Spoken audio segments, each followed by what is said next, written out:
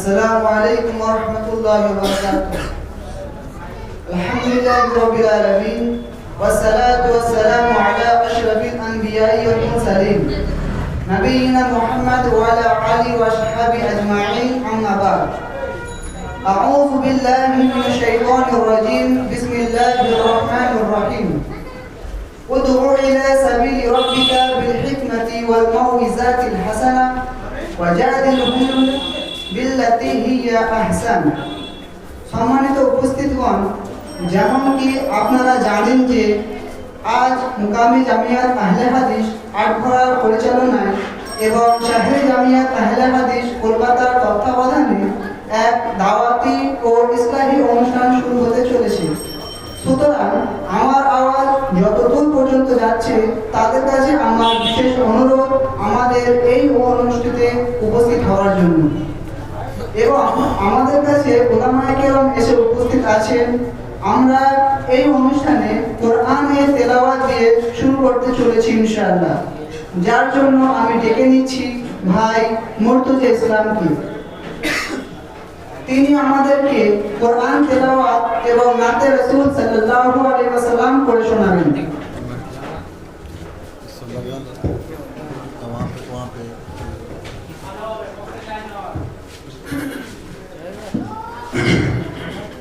السلام علیکم ورحمۃ اللہ وبرکاتہ۔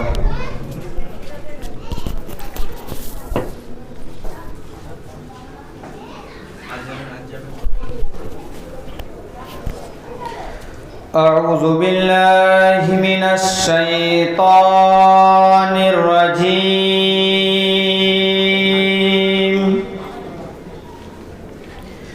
بسم اللہ الرحمن الرحیم۔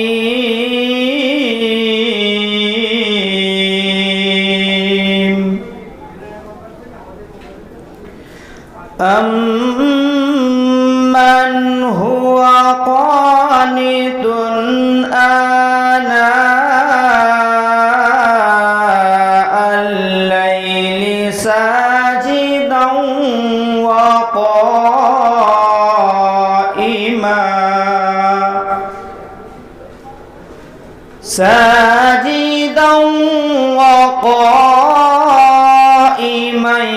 يحذر الآخرة ويرجو رحمة ربه،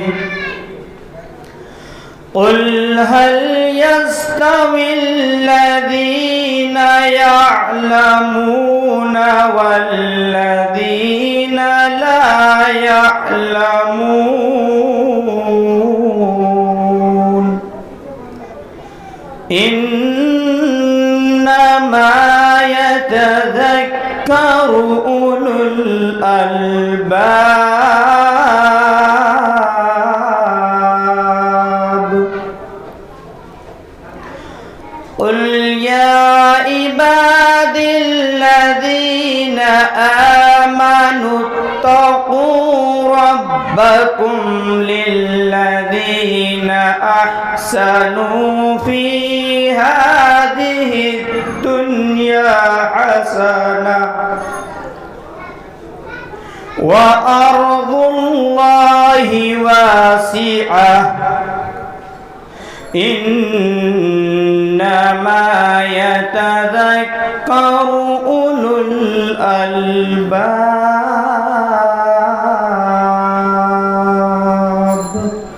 السلام عليكم ورحمة الله وبركاته.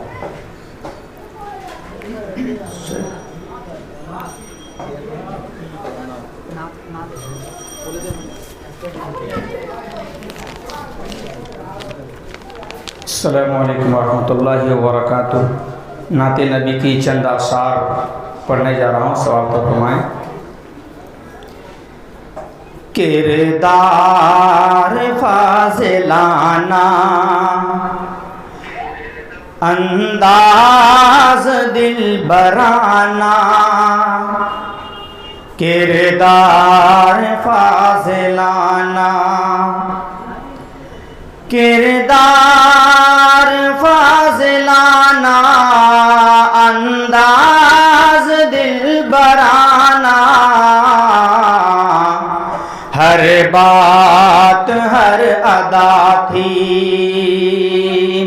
ہر بات ہر ادا تھی ان کی پیمبرانہ، ہر بات ہر ادا تھی ان کی پیمبرانہ۔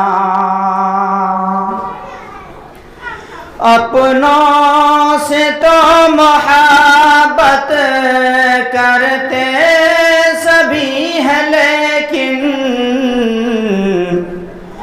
اپنوں سے تو محبت کرتے سبھی ہیں لیکن، تھا دشمنوں کی ان سے، تھا دشمنوں سے ان کا انداز مشفقانہ، تھا دشمنوں سے ان کا انداز مشفقانہ۔ رب نے کہا احد کو سونا بنا کے دے دوں، رب نے کہا احد کو سونا بنا کے دے دوں،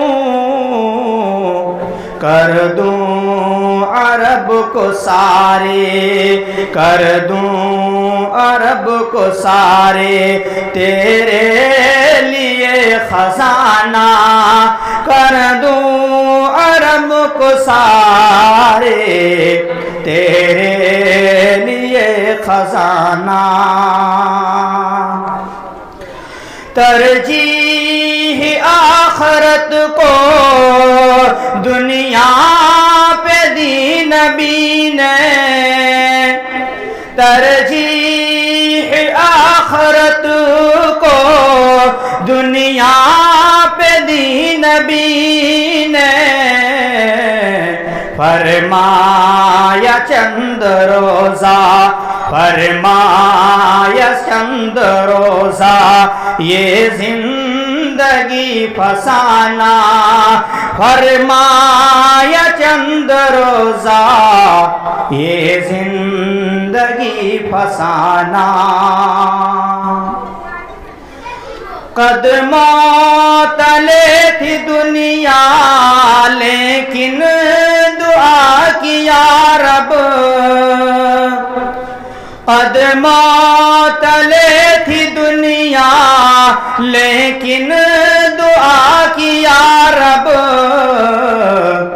مسکین جہاں میں رکھنا، مسکین ہی اٹھانا، مسکین جہاں میں رکھنا، مسکین ہی اٹھانا۔ اور یہ آخری شعر سماعت فرمائیں۔ اشکوں سے میں نے دیکھا دوئی سجاد نعت ان کی، اشکوں سے میں نے لکھ دی سجاد نعت ان کی، نذرانہ محبت میرا ہے مخلصانہ، نذرانہ محبت میرا ہے مخلصانہ، کردار فاضلانہ، انداز دلبرانہ، ہر بات ہر ادا تھی ان کی پیمبرانہ۔ السلام علیکم ورحمۃ اللہ وبرکاتہ۔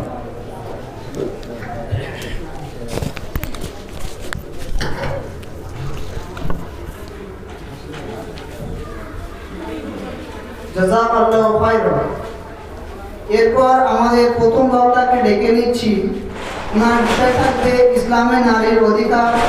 তিনি উর্দুতে বক্তব্য রাখবেন। শেখ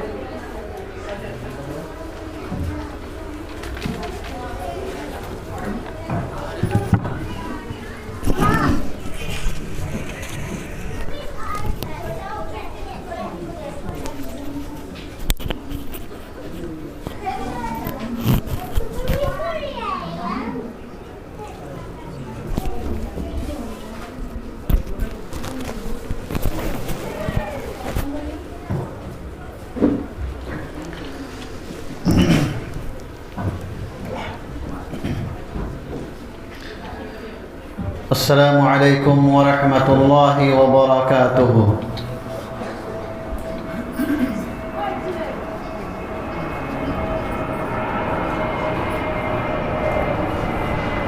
ان الحمد للہ نحمده ونستعینه ونستغفره ونعوذ بالله من شرور انفسنا وسيئات اعمالنا،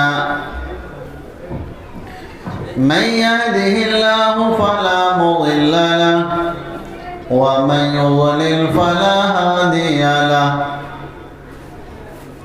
وأشهد أن لا إله إلا الله وحده لا شريك له، وأشهد أن محمدًا عبده ورسوله،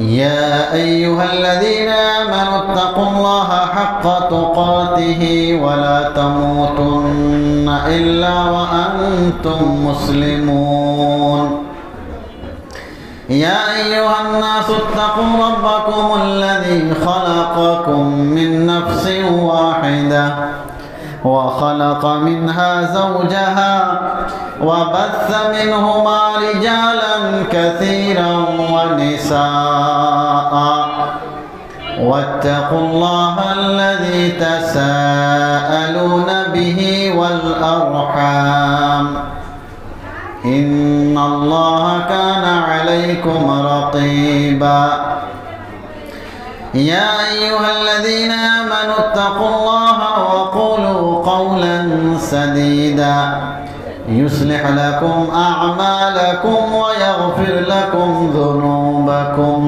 ومن يطع الله ورسوله فقد فاز فوزا عظيما، أما بعد فإن أصدق الحديث كتاب الله، وأحسن الهدي هدي محمد صلى الله عليه وسلم، وشر الأمور محدثاتها وكل محدثة بدعة وكل بدعة ضلالة وكل ضلالة في النار۔ أعوذ بالله من الشيطان الرجيم۔ يا أيها الناس إنا خلقناكم من ذكر وأنثى وجعلناكم شعوبا وقبائل لتعارفوا، إن أكرمكم عند الله أتقاكم، رب اشرح لي صدري ويسر لي أمري واحلل عقدة من لساني يفقهوا قولي، سبحانك لا علم لنا إلا ما علمتنا إنك أنت العليم الحكيم، رب زدني علما نافعا، اللهم انفعني بما علمتني وعلمني ما ينفعني وارزقني علما ينفعني، اللهم زدنا ولا تنقصنا واكرمنا ولا تهنا وآتنا ولا تحرمنا وآثرنا ولا تؤثر علينا وأرضنا وارض عنا۔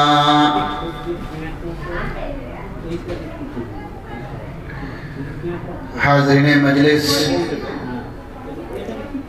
میرے دینی اور اسلامی بھائیوں، نوجوان دوستوں اور ساتھیوں، بزرگوں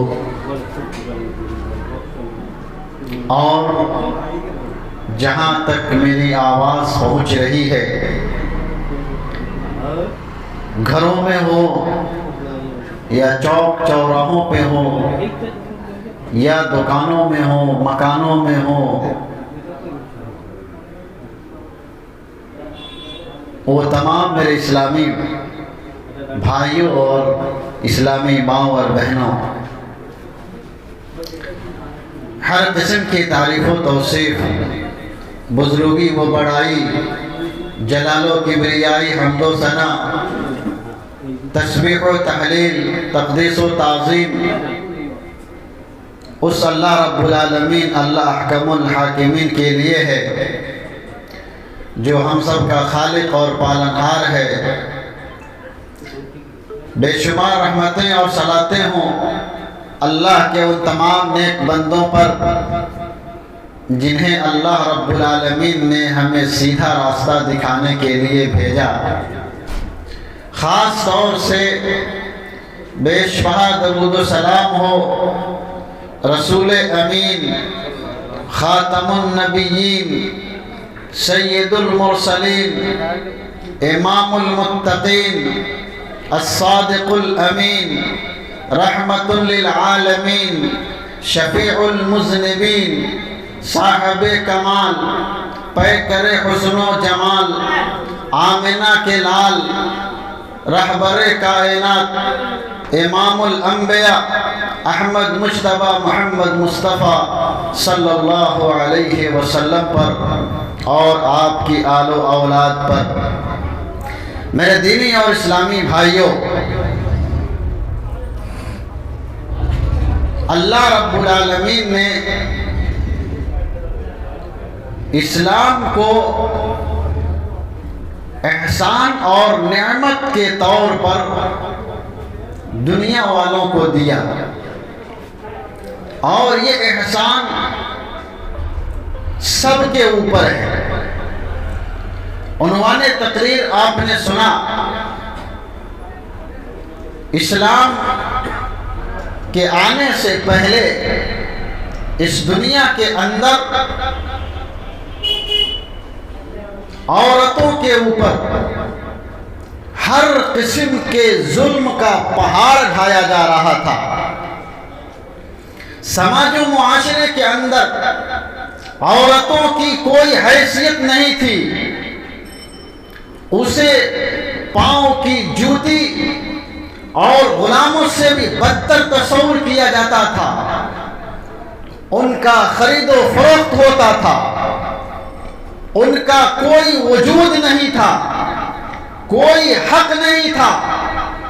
یہی وجہ ہے کہ اس وقت جب سرور کائنات امام الانبیاء جناب محمد الرسول اللہ صلی اللہ علیہ وسلم کو نبوت نہیں ملی تھی، آپ جب نبی نہیں بنائے گئے تھے، اس وقت اگر کسی کے گھر میں لڑکی پیدا ہو جائے، عورت کا وجود، عورت کا جنم ہو جائے، تو وہ لوگ سب سے زیادہ منحوس سمجھتے تھے، سب سے زیادہ برا سمجھتے تھے، اور اس کے ساتھ بہت برا سلوک کیا کرتے تھے۔ اللہ تبارک و تعالیٰ ارشاد فرماتا ہے سورہ نحل آیت نمبر 58 اور 59 کے اندر، اللہ نے ارشاد فرمایا اذا بشر احدهم بالانثى ظل وجهه مسودا وهو كظيم۔ عورت اتنا خراب تصور کی جاتی تھی اور اس قدر اسے ذلت اور حقارت کی نگاہ سے دیکھا جاتا تھا، اتنا کمتر درجہ تھا عورتوں کا کہ اگر کسی کے گھر کے اندر یہ پتہ چل جاتا کہ اس کے گھر میں لڑکی پیدا ہوئی تو مارے غصے کے اس کا چہرہ کالا پڑ جاتا۔ اذا بشر احدهم بالانثى ظل وجهه مسودا، اللہ کہتا ایسا لگتا تھا کہ اس کے چہرے پہ کالک پوت دی گئی ہے، اس کا چہرہ کالا ہو گیا، اس نے بہت بڑا پاپ کر لیا کہ اس کے چہرے کو کالے رنگ سے رنگ دیا گیا ہے، اتنا اس کا چہرہ کالا ہو جاتا، وہ کظیم، اور غصے کے مارے ایسا لگتا تھا کہ وہ بھڑک پڑے گا کہ کیوں پیدا ہوئی ہے بچی۔ اب بچی پیدا ہو گئی تو کیا کرتے تھے، سوچتا کیا کریں ایوم سے کہو علا ہون، گھر میں پیدا ہوئی ہے، یہ ذلت کا ذریعہ ہے، رسوائی کا ذریعہ ہے، یہ ننگ و عار کا ذریعہ ہے، یہ اس کی وجہ سے سماج اور معاشرے کے اندر ہماری کوئی حیثیت نہیں ہوگی، ہمارا کوئی مقام نہیں ہوگا، اس کو ذلت سہ کر کے، رسوائی سہ کر کے ہم اس کو باقی رکھیں یا اس کو زندہ درگور کر دیں، یا اس کو مٹی کے اندر دفن کر دیں، اور وہ لوگ دفن کر دیا کرتے تھے۔ زندہ بچیوں کو دفن کر دیا کرتے تھے۔ اتنی زیادہ عورت مظلوم تھی، اور عورت کو اتنا سستا اور اتنا بے حیثیت بنا دیا گیا تھا، اور اتنی ناقدری تھی عورتوں کی، اور اس قدر ظلم تھا کہ وہ زندہ بچی کو، زندہ عورت کو مٹی کے اندر دفنا دیا کرتے تھے۔ جناب محمد الرسول اللہ، مسند دارمی کی روایت ہے، اللہ کے رسول صلی اللہ علیہ وسلم کے پاس ایک صحابی رسول آتے ہیں اور بیان کرتے ہیں کہ اللہ کے رسول صلی اللہ علیہ وسلم اسلام لانے کے بعد انہوں نے اپنا واقعہ بیان کیا۔ اللہ کے رسول صلی اللہ علیہ وسلم کے پاس آئے اور رونے لگے۔ جناب محمد الرسول اللہ صلی اللہ علیہ وسلم بڑے مہربان تھے، اپنے ساتھی کو روتے ہوئے دیکھا، اپنے جانثار کو آنکھوں میں اشک لیے ہوئے دیکھا، آنسو دیکھتے ہوئے آپ نے پوچھا کیا ہوا، کیوں رو رہے ہو؟ کہا اے اللہ کے رسول صلی اللہ علیہ وسلم، مجھ سے ایک بہت بڑا گناہ ہوا ہے، اور میں آج جب بھی اس کو یاد کرتا ہوں میری آنکھوں سے آنسو بہنے لگتے ہیں۔ کہا بتاؤ کیا ہے؟ کہا اے اللہ کے رسول صلی اللہ علیہ وسلم، جب میں مسلمان نہیں ہوا تھا، اسلام نہیں لایا تھا، میرے گھر میں ایک بچی پیدا ہوئی تھی، اور بڑی پیاری بچی تھی، بڑی خوبصورت بچی تھی۔ جب وہ بچی تھوڑی سی بڑی ہو گئی، چلنے پھرنے کے لائق ہو گئی، وہ میں جہاں جاتا میرے پیچھے پیچھے آتی، مجھے یا ابی یا ابی، ابو ابو کہہ کر کے پکارا کرتی تھی۔ اے اللہ کے رسول صلی اللہ علیہ وسلم، میں نے معاشرے کی حالت دیکھی، اپنے سماج اور سوسائٹی کی حالت دیکھی کہ لوگوں جس کے گھر بیٹی ہو اس کو بہت خراب سمجھتے ہیں، اس کو ذلیل کرتے ہیں۔ اے اللہ کے رسول صلی اللہ علیہ وسلم، میرے دل کے اندر یہ خیال آیا کہ کیوں نہ ہم اس کو اس دنیا سے مٹا دیں، تاکہ ہم قوم کی ذلت اور رسوائی سے بچ جائیں گے۔ اے اللہ کے رسول صلی اللہ علیہ وسلم، تھوڑا ساؤنڈ بڑھائیے۔ اے اللہ کے رسول صلی اللہ علیہ وسلم، میں نے اس کی ماں سے کہا کہ اس بچی کو نئے کپڑے پہنا دو، نئے جوڑے پہنا دو۔ اس کی ماں نے نئے جوڑے، نئے کپڑے پہنا دیے، اور میں اس بچی کو لے کر کے چلا اور جنگل کی طرف چلا گیا۔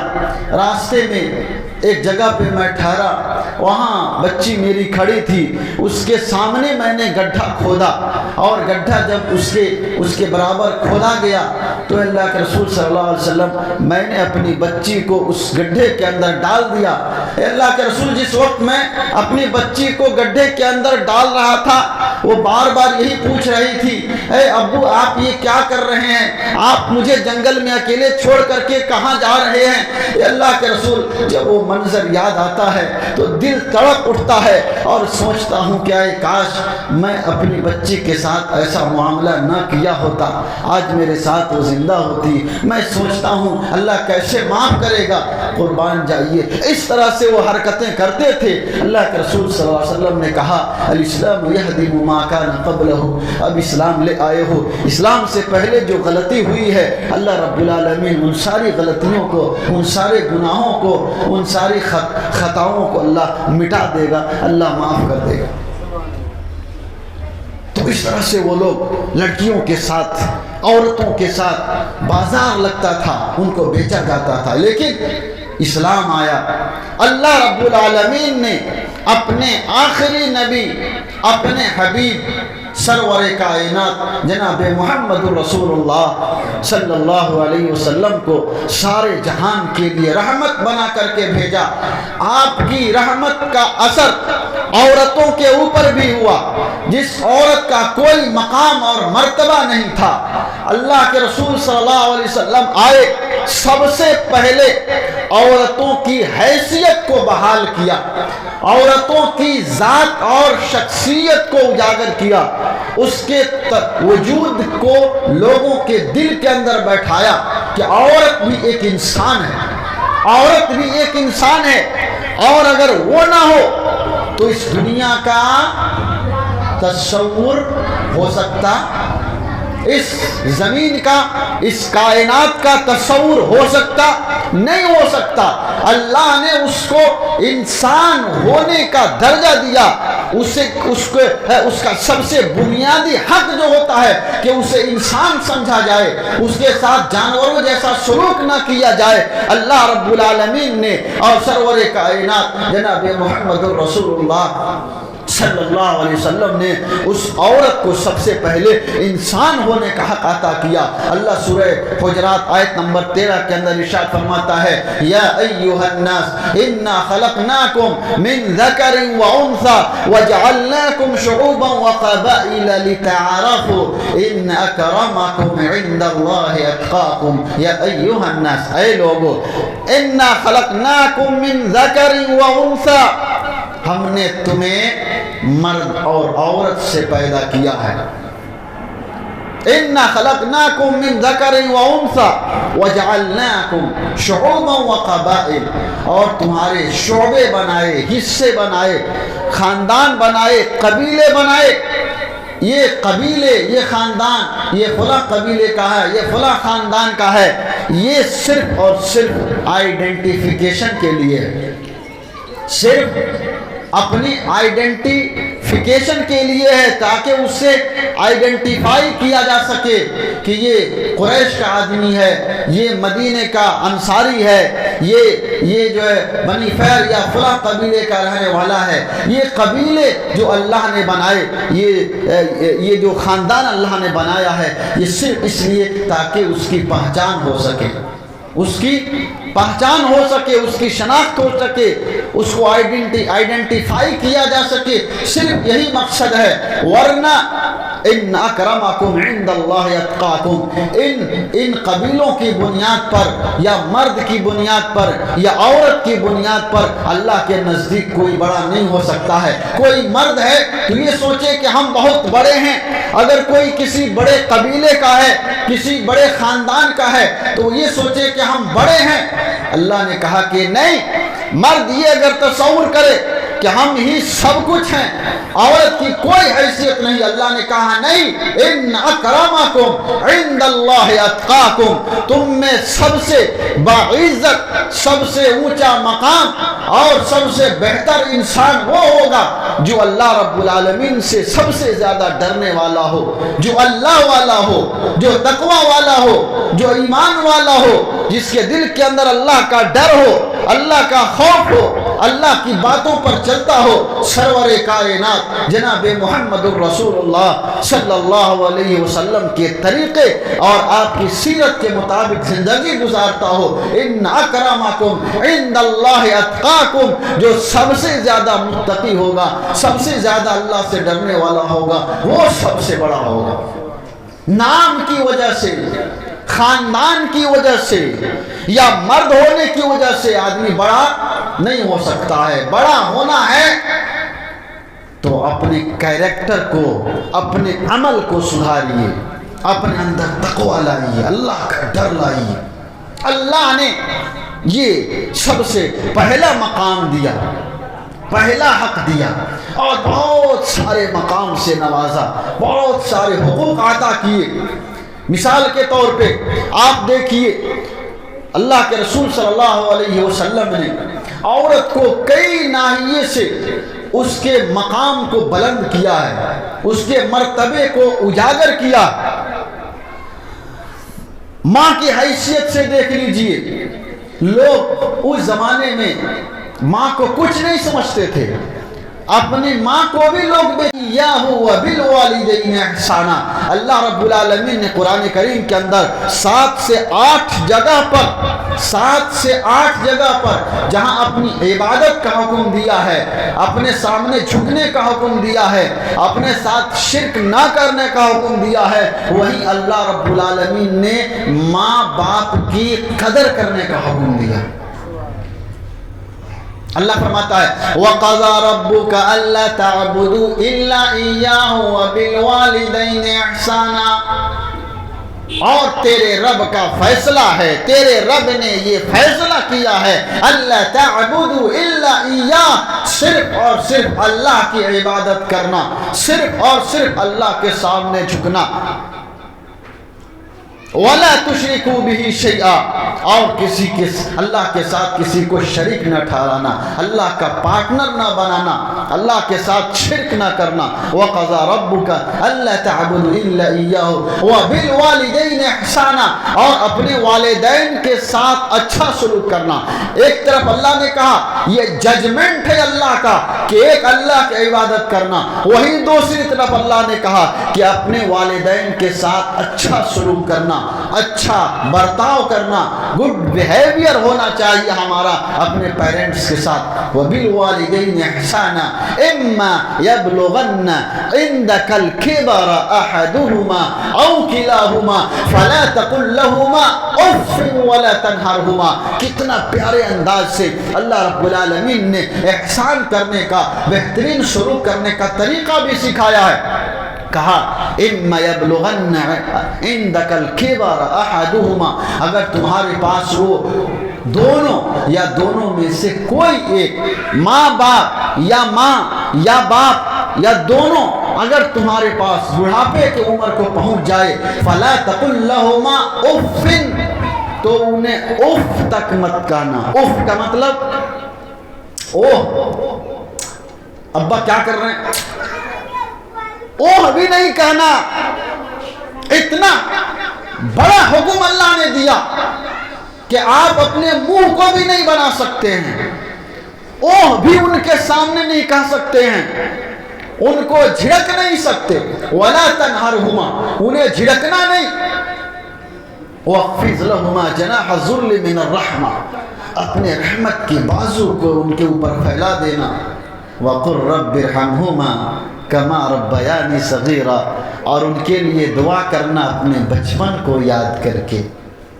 اللہ نے دیکھی کس طرح سے کیسی مثال دیا اور دعا کیسے سکھائی۔ قُلْ رَبِّ ارْحَمْهُمَا كَمَا رَبَّيَانِي صَغِيرًا، اے اللہ ہمارے ماں باپ پہ ویسے ہی رحم فرما جیسے انہوں نے مجھے بچپن میں پالا پوسا ہے۔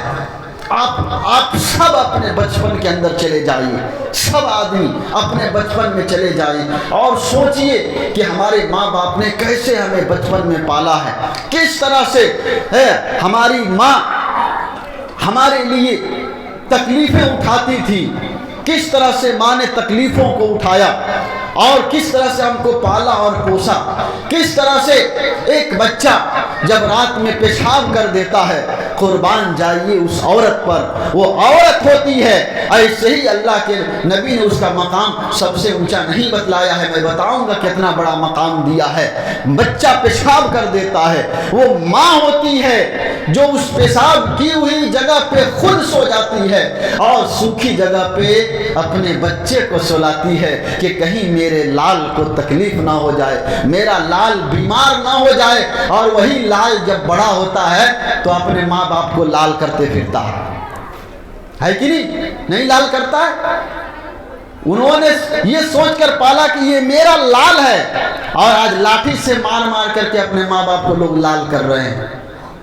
سوچئے اس وقت کو اللہ نے کتنی پیاری دعا سکھائی۔ وہ ماں ہوتی ہے بیمار، آپ سوچئے کبھی آپ بیمار پڑے ہوں، کس طرح سے والدین پریشان ہوئے ہوں، اس وقت کو یاد کیجئے کس طرح سے ڈاکٹر کے در کا بھکاری بنے رہتے ہیں ماں باپ اور والدین، کس طرح سے ٹھوکریں کھاتے ہیں، کس طرح سے ڈاکٹروں کا چکر لگاتے ہیں، کس طرح سے ہاسپٹلوں کا چکر لگاتے ہیں، کس طرح سے آنکھوں میں آنسو لیے ہوئے اور اپنی نیند کو قربان کر کے راتوں کو جگتے ہیں۔ ماں اگر بچے کے ساتھ راتوں کو جگتی ہے تو باپ پتھر پہ رات گزارتا ہے ہاسپٹل کے باہر، اور اللہ سے دعا بھی کرتا ہے، تکلیفیں بھی اٹھاتا ہے اور دعا بھی کرتا ہے۔ وہ ماں ہوتی ہے میرے بھائیوں، اور دنیا کی کوئی عورت نہیں ہو سکتی جو یہ دعا کرے کہ اللہ جو بیماری میرے بچے کو لاحق ہوئی ہے، اے اللہ وہ بیماری مجھے دے دے اور میرے بچے کو اچھا کر دے۔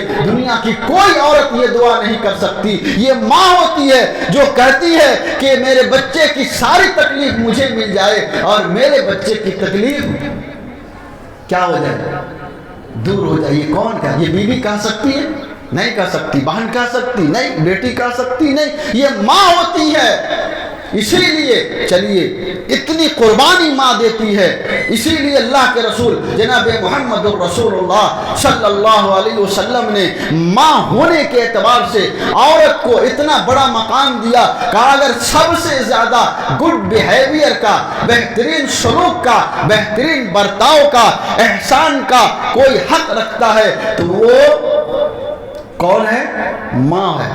چلیے ایک حدیث پڑھ دیتا ہوں، حدیث دلیل عن ابي هريره رضي الله تعالى عنه قال جاء رجل الى النبي صلى الله عليه وسلم فقال يا رسول الله من احق الناس بحسن صحابتي قال امك قال ثم من قال امك قال ثم من قال امك قال ثم من قال امك قال ثم من قال ابوك رواه مسلم في كتاب البر والصلة حدیث نمبر 2548 مسلم شریف کی حدیث ہے 2548 نمبر کی کتاب البر والصلہ۔ ابو ہریرہ رضی اللہ تعالی عنہ راوی جناب محمد الرسول اللہ صلی اللہ علیہ وسلم، زور سے بولیے صلی اللہ علیہ وسلم، جب اللہ کے رسول کا نام آئے تو سب کو صلی اللہ علیہ وسلم بولنا چاہیے۔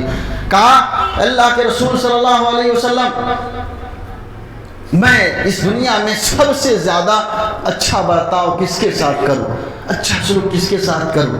کہا آپ نے تیری ماں۔ کہا اس کے بعد پھر کس کے ساتھ کروں؟ کہا تیری ماں۔ کہا پھر کون؟ کہا تیری ماں۔ 3 ٹائمز، کتنی مرتبہ؟ 3 ٹائمز آپ نے کہا کہ تیری ماں تیرے حسن سلوک کا سب سے زیادہ حقدار۔ لیکن آج سب سے زیادہ لوگ بے عزت ماں ہی کو کرتے ہیں۔ باپ کے سامنے منہ نہیں کھولے گا لیکن ماں کو گالی دے گا، ہے کہ نہیں؟ لیکن اللہ کے دیکھیے اللہ کے نبی صلی اللہ علیہ وسلم نے کہا کہ 3 مرتبہ 3 ٹائمز 3 گنا کہا کہ ماں ہمارے حسن سلوک کا زیادہ حقدار ہے۔ 4تھی بار کہا پھر کون؟ کہا تیرا باپ۔ 3 مرتبہ ماں کا نام لیا ہے، صحیح حدیث مسلم شریف کی۔ کیوں اتنا مقام، اتنا اونچا مقام اللہ نے اور رسول اللہ صلی اللہ علیہ وسلم نے ماں کو کیوں دیا؟ اس لیے کہ 3 ایسی مشکل گھڑیاں ہیں جس کی تکلیف کو صرف اور صرف ماں برداشت کرتی ہے، اس میں کسی کی شرکت نہیں ہوتی، صرف ماں برداشت کرتی ہے۔ وہ کون سی 3 گھڑیاں ہیں؟ اللہ نے اس کو بیان کیا ہے سورہ احقاف آیت نمبر 15 کے اندر۔ اللہ فرماتا ہے وَوَصَّيْنَا الْإِنسَانَ بِوَالِدَيْهِ إِحْسَانًا حملته أمه كرها ووضعته كرها وحمله وفصاله 30 شهرا حتى إذا بلغ أشده وبلغ 40 سنة إلى آخر الآية۔ اللہ رب العالمین فرماتا ہے اور ہم نے انسان کو یہ وصیت کیا، یہ نصیحت کیا کہ اپنے والدین کے ساتھ حسن سلوک کرنا۔ وَوَضَعَتْهُ أُمُّهُ وَهْنًا حملته أمه وهنا، سب سے پہلا پیریڈ جو ہوتا ہے جس کی تکلیف کو صرف اور صرف ماں برداشت کرتی ہے، وہ ہے اپنے بچے کو اپنے پیٹ میں 9 مہینے تک پالنا۔ ماں اپنے بچے کے ساتھ 9 مہینے ہر شخص سے زیادہ رہتی ہے، اسی لیے ماں کی ممتا زیادہ ہوتی ہے۔ کہا اللہ تعالیٰ نے حملتہ امہ وہناً، بڑی تکلیف، بڑی پریشانی، کیا بتائیں آپ سب بڑے لوگ ہیں اور آپ تصور کیجئے کہ ماں جو ہے کس طرح سے اپنے پیٹ میں اپنے بچے کو پالتی ہے۔ ایسی حالت ہو جاتی ہے کہ اٹھنا بیٹھنا مشکل ہو جاتا، پریشان رہتی ہے، اس کے ساتھ وہ گھر کا سب کام سنبھالتی ہے، بچوں کو بھی سنبھالتی ہے، شوہر کو بھی دیکھتی ہے، گھر کا سب کام کرتی ہے، ساری تکلیف کو برداشت کرتی ہے۔ یہ 9 مہینے کا جو پیریڈ ہوتا ہے اور اس کے اندر جو تکلیف ہوتی ہے اس کو صرف ماں برداشت کرتی ہے۔ دوسرا پیریڈ آتا ہے وَوَضَعَتْهُ كُرْهًا، دوسرا پیریڈ وہ ہوتا ہے جب بچے کی پیدائش ہوتی ہے، اور بچے کی پیدائش کے وقت جو تکلیف ہوتی ہے، اللہ کے رسول صلی اللہ علیہ وسلم نے اس تکلیف کی بنیاد پر یہ کہا کہ اگر بچے کی پیدائش کے وقت کوئی عورت مر جائے تو وہ شہید ہو جاتی ہے، اسے شہید قرار دیا گیا ہے۔ میرے بھائیوں یہ کیوں؟ اس لیے کہ بچے کے پیدائش کے وقت جو تکلیف ہوتی ہے، اگر عورت کو وہ تکلیف یاد رہے تو کبھی دوبارہ ماں بننا نہیں چاہے گی۔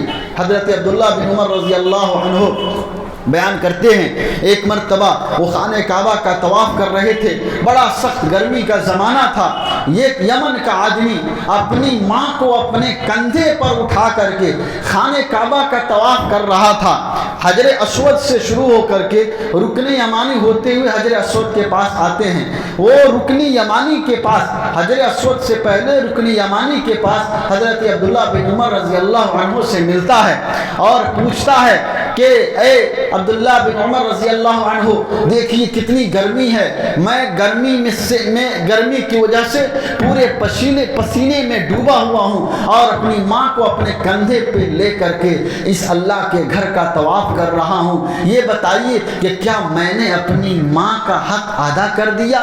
کہا عبداللہ بن عمر رضی اللہ تعالی عنہ نے کہ نہیں، تیری پیدائش کے وقت تیری ماں کے منہ سے جو چیخ نکلی تھی، اس ایک چیخ کا ایک ادنا حصہ بھی تو نے ادا نہیں کیا۔ یہ اتنی بڑی تکلیف جو ہوتی ہے اس کو صرف اور صرف ماں برداشت کرتی ہے۔ وَضَعَتْهُ كُرْهًا وَحَمْلُهُ وَفِصَالُهُ 30 شَهْرًا، اس کے بعد جو تھرڈ پیریڈ آتا ہے وہ ہے 2.5 سال دودھ پلانے کا، 2 سال دودھ پلانے کا، 6 مہینہ پیٹ میں مان لیتے ہیں، 2 سال جو دودھ پلانے کی مدت ہے، اس مدت 2 سال ماں اپنے خون دودھ کی شکل میں اپنے بچے کو پلاتی ہے۔ یہ 2 سال تک اپنے خون دودھ کی شکل میں پلانے کی تکلیف کو صرف اور صرف ماں برداشت کرتی ہے۔ یہ 3 پیریڈ ایسے ہوتے ہیں جس میں ماں اکیلے تکلیفوں کو برداشت کرتی ہے، اسی لیے رسول اللہ صلی اللہ علیہ وسلم نے اسے 3 مرتبہ حسن سلوک کا سب سے زیادہ حقدار قرار دیا۔ اور اس کے بعد اللہ تعالیٰ نے دعا سکھائی ہے کہ جب آپ بڑے ہو جائیں تو آپ دعا کیجئے، رب اوزعنی ان اشکر نعمتک التی علی وعلی والدی، اے اللہ ہمیں توفیق دے کہ ہم تیری نعمت کا شکر ادا کریں، ہمارے اوپر جو تو نے کیا، ہمارے ماں باپ پر جو تو نے کیا ہے ہم اس کا شکر ادا کریں، ہم جو ہے نیک کام کریں، ہم تیری طرف واپس آئیں، ہم مسلمان ہو کر کے رہیں۔ یہ اللہ تبارک و تعالیٰ سے دعا کیجئے۔ میرے بھائیو، یہ آیت کریمہ بتلا رہی ہے کہ ماں کا مقام بہت بڑا ہے، بہت اونچا ہے۔ اللہ رب العالمین اور سرور کائنات جناب محمد رسول اللہ صلی اللہ علیہ وسلم نے عورت کو ماں کا درجہ عطا کیا، اسے ماں کہلانے کا حق عطا کیا، جس کو لوگ جو ہے گھناؤنا سمجھتے تھے، اس کو ماں کا حق عطا کیا، اور اللہ کے رسول صلی اللہ علیہ وسلم نے اس کی خدمت کو جنت میں جانے کا ذریعہ قرار دیا۔ صحیح روایت ہے، سنن نسائی کی روایت ہے، 3104 نمبر کی حدیث ہے، سنن نسائی کتاب النکاح۔ حدیث اس طرح ہے، ان معاویہ بن جاہمہ السلمی رضی اللہ عنہ ان جاہمہ جاء الى النبی صلی اللہ علیہ وسلم فقال یا رسول اللہ اردت ان اغزو وجئت قد استشیرک، قال هل لك من ام؟ قال نعم، قال فالزمها فإن الجنة تحت رجليها۔ صحیح روایت ہے سنن نسائی کی 3104 نمبر کی حدیث۔ حضرت معاویہ بن جاہمہ رضی اللہ تعالی عنہ کہتے ہیں کہ جاہمہ، ان کے باپ جاہمہ سرور کائنات جناب محمد رسول اللہ صلی اللہ علیہ وسلم کے پاس آتے ہیں اور کہتے ہیں کہ اللہ کے رسول صلی اللہ علیہ وسلم، میں جہاد میں جانا چاہتا ہوں، میں جنگ میں شریک ہونا چاہتا ہوں، اور میں آپ سے سجیشن لینے کے لیے آیا ہوں، آپ سے مشورہ کرنے آیا ہوں کہ میں جہاد میں جاؤں یا نہیں جاؤں، میں کیا کروں، آپ بتائیے۔ رسول اللہ صلی اللہ علیہ وسلم نے پوچھا، هل لك من ام؟ کیا تمہاری مدر ہے، تمہاری ماں ہے، تمہاری ماں زندہ ہے؟ قال نعم، آپ نے کہا ہاں میری ماں زندہ ہے۔ قال فالزمها، کہا جاؤ اپنی ماں کو لازم پکڑو، ماں کی خدمت کرو، فإن الجنة تحت رجليها، اگر تم جنت میں جانا چاہتے ہو، جہاد میں شریک ہو کر کے، شہید ہو کر کے، اجر اور ثواب پا کر کے جنت میں جانا چاہتے ہو، اپنی ماں کو لازم پکڑو، اپنی ماں کی خدمت کرو، فإن الجنة تحت رجليها، اس لیے کہ جنت تیری ماں کے دونوں پیروں کے نیچے ہے۔ صحیح حدیث ہے۔ ماں کی خدمت سے جنت ملتی ہے۔ ایک جگہ پہ تقریر کر رہا تھا، یہی حدیث سنا دیا، بیچارے بوڑھے چچا بیٹھے ہوئے تھے، غصہ ہو گئے، بولے کیا مولانا خالی ماں کے مقام کو بیان کر رہے ہیں، یہ تو عنوان ہی ہے عورت کا، تو بیان کرنا مجبوری ہے، لیکن خالی ماں کو جو ہے ماں کے مقام کو بیان کر رہے ہیں، ہمارا کوئی مقام نہیں، ہماری کوئی حیثیت نہیں، ہم لوگ اتنی محنت کرتے، ساؤتھ کے تھے بولنے لگے ہم لوگ اتنی محنت کرتے ہیں، یہاں جاتے وہاں جاتے، ہم نہ کیا بھی نہیں، ہم کو کچھ نہیں ملے گا، ہم دن بھر جو ہے کام کرتے، آفس جاتے، فیکٹری میں جاتے، کام کرنے جاتے، پڑھانے جاتے، کھیت میں جاتے، خون پسینہ بہاتے، ہم لوگوں کے لیے کچھ نہیں ہے، جنت ماں کے قدموں کے نیچے ہے، تو پھر باپ کا کیا ہے کہ نہیں؟ باپ کا کیا؟ میں نے کہا گھبرائیے نہیں، اگر ماں کے پاؤں تلے جنت ہے تو جنت میں جانے کے لیے گیٹ چاہیے کہ نہیں؟ سرور کائنات جناب محمد الرسول اللہ صلی اللہ علیہ وسلم فرماتے ہیں الوالد اوسط ابواب الجنہ، باپ مین گیٹ ہے جنت کا، باپ مین گیٹ ہے، مین گیٹ کی چابی نہیں ملے گی تو جنت میں انٹری کہاں سے ہوگی؟ اوسط ابواب الجنہ، جنت کا مین گیٹ، بیچلا دروازہ، بیچلا get, middle get, main gate یہ باپ ہے۔ فَإِن شِئْتَ فَأَزِعْ ذَلِكَ الْبَابِ، باپ کی نافرمانی کر کے، باپ کو مار کر کے، باپ کو ستا کر کے، باپ کی ناقدری کر کے، باپ کو گھر سے نکال کر، باپ کو گالی دے کر کے اگر تو چاہے تو اس گیٹ کو ضائع کر دے، برباد کر دے، یا پھر باپ کی خدمت کر کے، باپ کو خوش کر کے اس گیٹ کی حفاظت کر لے۔ فَإِن شِئْتَ فَأَزِعْ ذَلِكَ الْبَابَ أَوْ احْفَظْهُ، یہ حدیث پاک بتلا رہی ہے کہ ماں کے پاؤں کے نیچے اگر جنت ہے تو جنت میں جانے کے لیے باپ کے مین گیٹ کو پار کرنا پڑے گا، اس لیے باپ کا بھی مقام کچھ کم نہیں ہے، اور اس کے وقت کا موقع نہیں ہے کہ میں وہ سب باتیں بتاؤں۔ میرے بھائیو، بہرحال اللہ کے رسول صلی اللہ علیہ وسلم نے جو ہے اس حدیث کے اندر ماں کے مقام کو بلند کیا ہے کہ ماں کی خدمت سے جنت ملتی ہے۔ یہی نہیں، اگر آپ اپنی روزی میں برکت چاہتے ہیں، اپنی عمر میں برکت چاہتے ہیں تو اپنی ماں کی خدمت کیجیے، اپنے باپ کی خدمت کیجیے۔ صحیح روایت ہے، مسند احمد بن حنبل کی صحیح روایت ہے، 13434 نمبر کی حدیث، عن انس بن مالک رضی اللہ تعالی عنہ قال قال رسول اللہ صلی اللہ علیہ وسلم من سرہ ان یمد له فی عمره ویزاد له فی رزقه فلیبر والدیه ولیصل رحمہ۔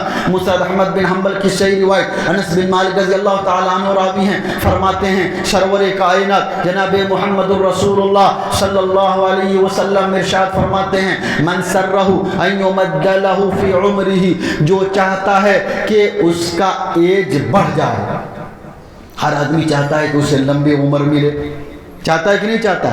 کوئی آدمی مرنا چاہتا ہے؟ اتنے لوگ بیٹھے ہوئے ہیں یہاں پر، بتائیں کوئی آدمی چاہتا ہے کہ وہ کل مر جائے؟ نہیں، وہ سوچے گا کہ کچھ سال اور زندہ ہو جائیں۔ جتنی عمر ملتی ہے اتنی ہی عمر کی تمنا کرتا ہے کہ عمر اس کی بڑھ جائے۔ اللہ کے رسول کہتے ہیں کہ جو آدمی چاہتا ہو کہ اس کی عمر لمبی ہو جائے، اس کی عمر بڑھا دی جائے، وَيُزَادَ لَهُ فِي رِزْقِهِ، اس کی روزی میں، اس کی کمائی میں، اس کے تجارت میں، اس کے بزنس میں، اس کے انکم میں، اس کے روزگار میں اضافہ کر دیا جائے، برکت عطا کی جائے، اس کی کمائی میں زیادتی ہو جائے، اس کی سیلری میں انکریمنٹ ہو جائے، فَلْيُبِرَّ وَالِدَيْهِ، تو اسے چاہیے کہ اپنے والدین کے ساتھ اچھا برتاؤ کرے، وَلْيَصِلْ رَحِمَهُ، اور رشتوں کو جوڑے، اپنے رشتہ داروں کو جوڑے۔ تو یہ ماں باپ کی خدمت اور ان کے احسان سے آدمی کی عمر میں بھی برکت ہوتی ہے، اس کی روزی میں بھی برکت ہوتی ہے۔ یہی نہیں، آپ اگر کسی مصیبت میں پھنس گئے اور اس مصیبت سے آپ نجات پانا چاہتے ہوں، کسی مشکل میں پھنس گئے اور کسی پریشانی میں مبتلا ہو گئے، اس مشکل سے، اس پریشانی سے اگر آپ نکلنا چاہتے ہیں تو آپ کو اپنے والدین کا دھیان رکھنا ہوگا، اپنے پیرنٹس کا خیال کرنا ہوگا، اپنے ماں باپ کا خیال کرنا ہوگا۔ صحیح روایت ہے بخاری شریف کی کتاب الاجارہ 2152 نمبر کی حدیث صحیح بخاری کتاب الاجارہ کی حضرت عبداللہ بن عمر رضی اللہ تعالیٰ عنہ نے ایک واقعہ بیان کیا ہے. انطلق ثلاثة نفر فأصابهم المطر فدخلوا الغار. 3 لوگ راستے سے جا رہے تھے اور جب وہ جا رہے تھے راستے میں بارش ہونے لگی. بارش سے چھپنے کے لیے ان لوگوں نے ایک پہاڑ کے اندر ایک جگہ کو دیکھا, ایک غار کو دیکھا. اس غار میں وہ لوگ چھپ گئے. جیسے ہی وہ غار کے اندر داخل ہوئے اوپر سے ایک بڑا چٹان آیا. فانحدرت صخرۃ فسدت علی وجوہہم. بڑا چٹان آیا اور وہ چٹان, وہ پتھر اس غار کے منہ کو بند کر دیا. یہ سب اندر بند ہو گئے اور سب آپس میں بولنے لگے اب تو ہم پھنس چکے ہیں, اس مصیبت سے ہم کیسے نکلیں گے. میرے بھائیوں, آپ اگر اپنے والدین کے ساتھ آپ نے اچھا سلوک کیا ہو تو اس حدیث کو سنیے اور اس عمل کو اللہ کے سامنے پیش کر کے دعا کیجئے, اللہ اس دعا کو قبول کرے گا. بیان کرتے ہیں عبداللہ بن عمر رضی اللہ تعالی عنہ کہ اللہ کے رسول صلی اللہ علیہ وسلم نے کہا کہ ان تینوں آدمیوں نے آپس میں مشورہ کیا کہ اب کیا کیا جائے, کیسے اس مصیبت سے نکلا جائے. لا ينجو من هذه الصخرة لن ينجو احد من هذه الصخرة الا ان تدعوا الله بصالح اعمالكم. تم سب جو ہے کہ کوئی بھی تم میں سے اس پہاڑ سے اور اس مصیبت سے اس وقت تک نہیں بچ سکتا جب تک کہ وہ کوئی اپنے اچھے عمل کے ذریعے اللہ سے دعا نہ کرے. اس میں سے ایک آدمی نے کہا کان لی ابوان اللہم ان کان لی ابوان شیخان کبیران. اے اللہ میرے ماں باپ بہت بوڑھے تھے, بزرگ ہو چکے تھے. میں دن بھر بکریاں چراتا تھا, دور چلا جاتا, بکریاں چرا کر کے واپس آتا, دودھ دوہتا اور سب سے پہلے اپنے ماں باپ کو دودھ پلاتا, اس کے بعد میں بچوں کو دودھ پلاتا تھا. اے اللہ ایک مرتبہ میں بکریاں چراتے چراتے بہت دور نکل گیا, اتنا دور نکل گیا کہ آتے آتے بہت رات ہو گئی, اندھیرا ہو گیا.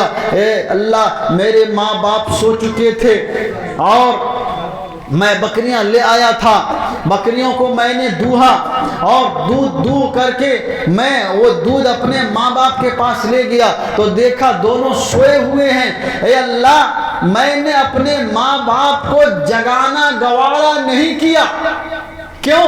اس لیے کہ بچپن میں جب میں سوتا تھا تو میرے ماں, میرے باپ, میری ماں مجھے جگانا نہیں چاہتے.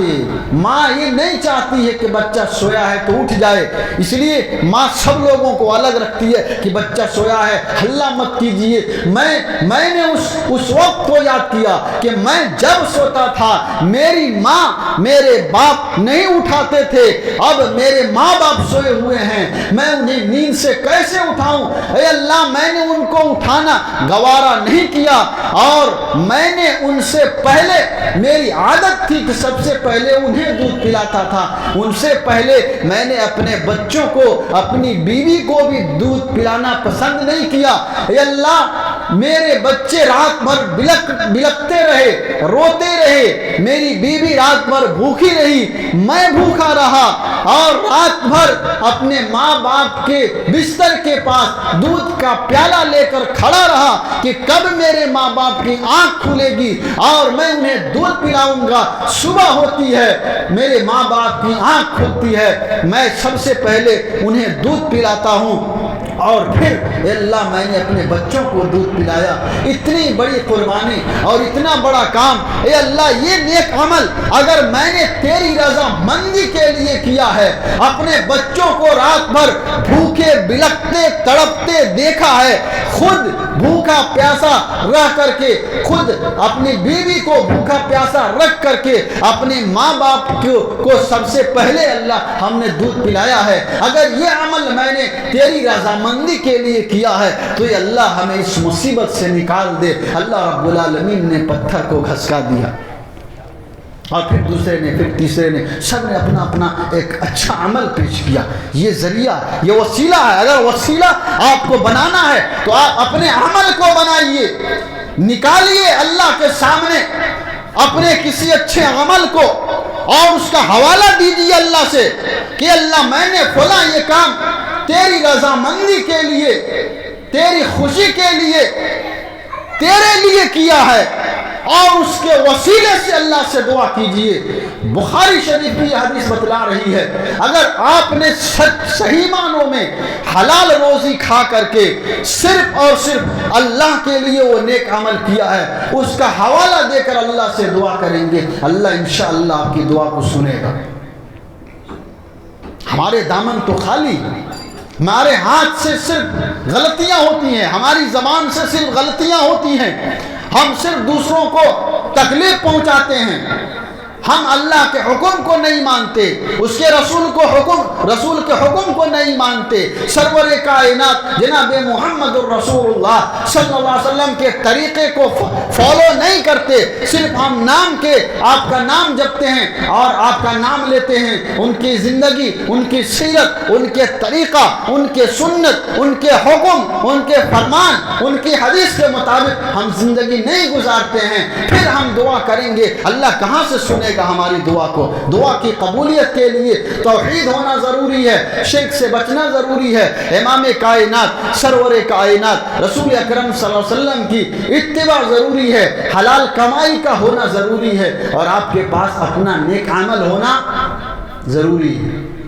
ہمارا تو شروع سے ہی ہمارا میدان جب خالی ہے، ہمارا ایمان اگر کھوٹا ہے، پھر ہم اللہ کو پکاریں گے تو کہاں اللہ سنے گا؟ ایمان بھی صحیح ہونا چاہیے، آپ کا ایمان صحیح ہونا چاہیے، توحید صحیح ہونی چاہیے میرے بھائیوں۔ تو اللہ کے رسول صلی اللہ علیہ وسلم نے، اللہ تبارک و تعالیٰ نے اور اس کے نبی جناب محمد الرسول اللہ صلی اللہ علیہ وسلم نے عورت کو یہ حق دیا، اس کے ماں کا حق دلایا، اس کے مقام کو بلند کیا۔ اسی طرح سے آپ دیکھیے بیٹی جس کا ذکر ہم نے کیا، بیٹی کا جو ہے کوئی حق نہیں سمجھتے تھے، بیٹی کو جو ہے کتنا خراب سمجھتے تھے، میں نے بتایا۔ اللہ کے رسول صلی اللہ علیہ وسلم آئے تو اس بیٹی کے اس حق کو دلایا اور اس کے وجود کا حق دلایا، اس کے احترام اور اس کی کفالت کا حق دلایا، اس کی پرورش کرنے اور اس کو اچھے سے پالنے کا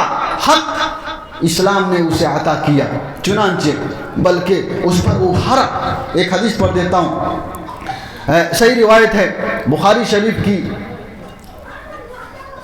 1352 نمبر کی حدیث، صحیح بخاری کتاب الزکوٰۃ کی حضرت عائشہ رضی اللہ تعالی عنہ کی روایت ہے۔ حدیث اس طرح ہے، ان عائشہ رضی اللہ تعالی عنہ قالت جاءت الی امرأة تسأل ومعها ابنتان لها فلم تجد عندي غير تمرة واحدة فآتيتها إياها فقسمتها بين ابنتيها ولم تأكل منها شيئا ثم قامت فخرجت حتى دخل علي النبي صلى الله عليه وسلم فأخبرته بذلك فقال من ابتلي من هذه البنات شيئا كن له سترا من النار۔ اللہ کے رسول صلی اللہ علیہ وسلم کی سب سے محبوب یار غار کی بیٹی ام المومنین عائشہ صدیقہ رضی اللہ عنہ بیان کرتی ہیں کہ ایک مرتبہ میں گھر کے اندر موجود تھی، ایک مانگنے والی میرے پاس آتی ہے اور اس کے ساتھ اس کی 2 بیٹیاں بھی ہیں۔ فلم تجد عندی غیر تمرۃ واحدہ، اس نے میرے پاس صرف ایک کھجور پایا، میرے گھر میں بھی صرف ایک کھجور تھی۔ اللہ اکبر! کس کے گھر میں؟ کس کے گھر میں؟ عائشہ رضی اللہ عنہ کون ہے؟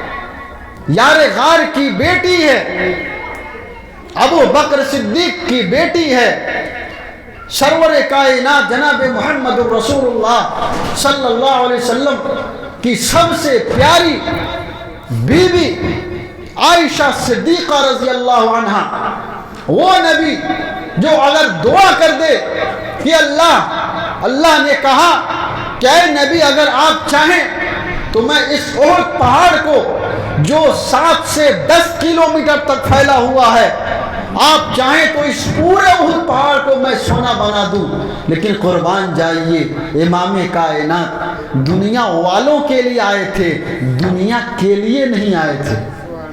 دنیا والوں کے لیے آئے تھے، دنیا والوں کی رحمت کے لیے آئے تھے، دنیا والوں کو صحیح راستے پر لانے کے لیے آئے تھے، دنیا والوں کو جنت کی طرف لے جانے کے لیے آئے تھے، دنیا کے لیے نہیں آئے تھے۔ کہا کہ اللہ ہمیں دنیا نہیں چاہیے، ہمیں احد پہاڑ سونا کا احد پہاڑ نہیں چاہیے۔ وہ نبی کی بیوی ہیں عائشہ صدیقہ رضی اللہ عنہا، گھر میں ایک کھجور ہے، ایک کھجور ہے، اللہ اکبر، لیکن پھر بھی کبھی شکایت نہیں کیا۔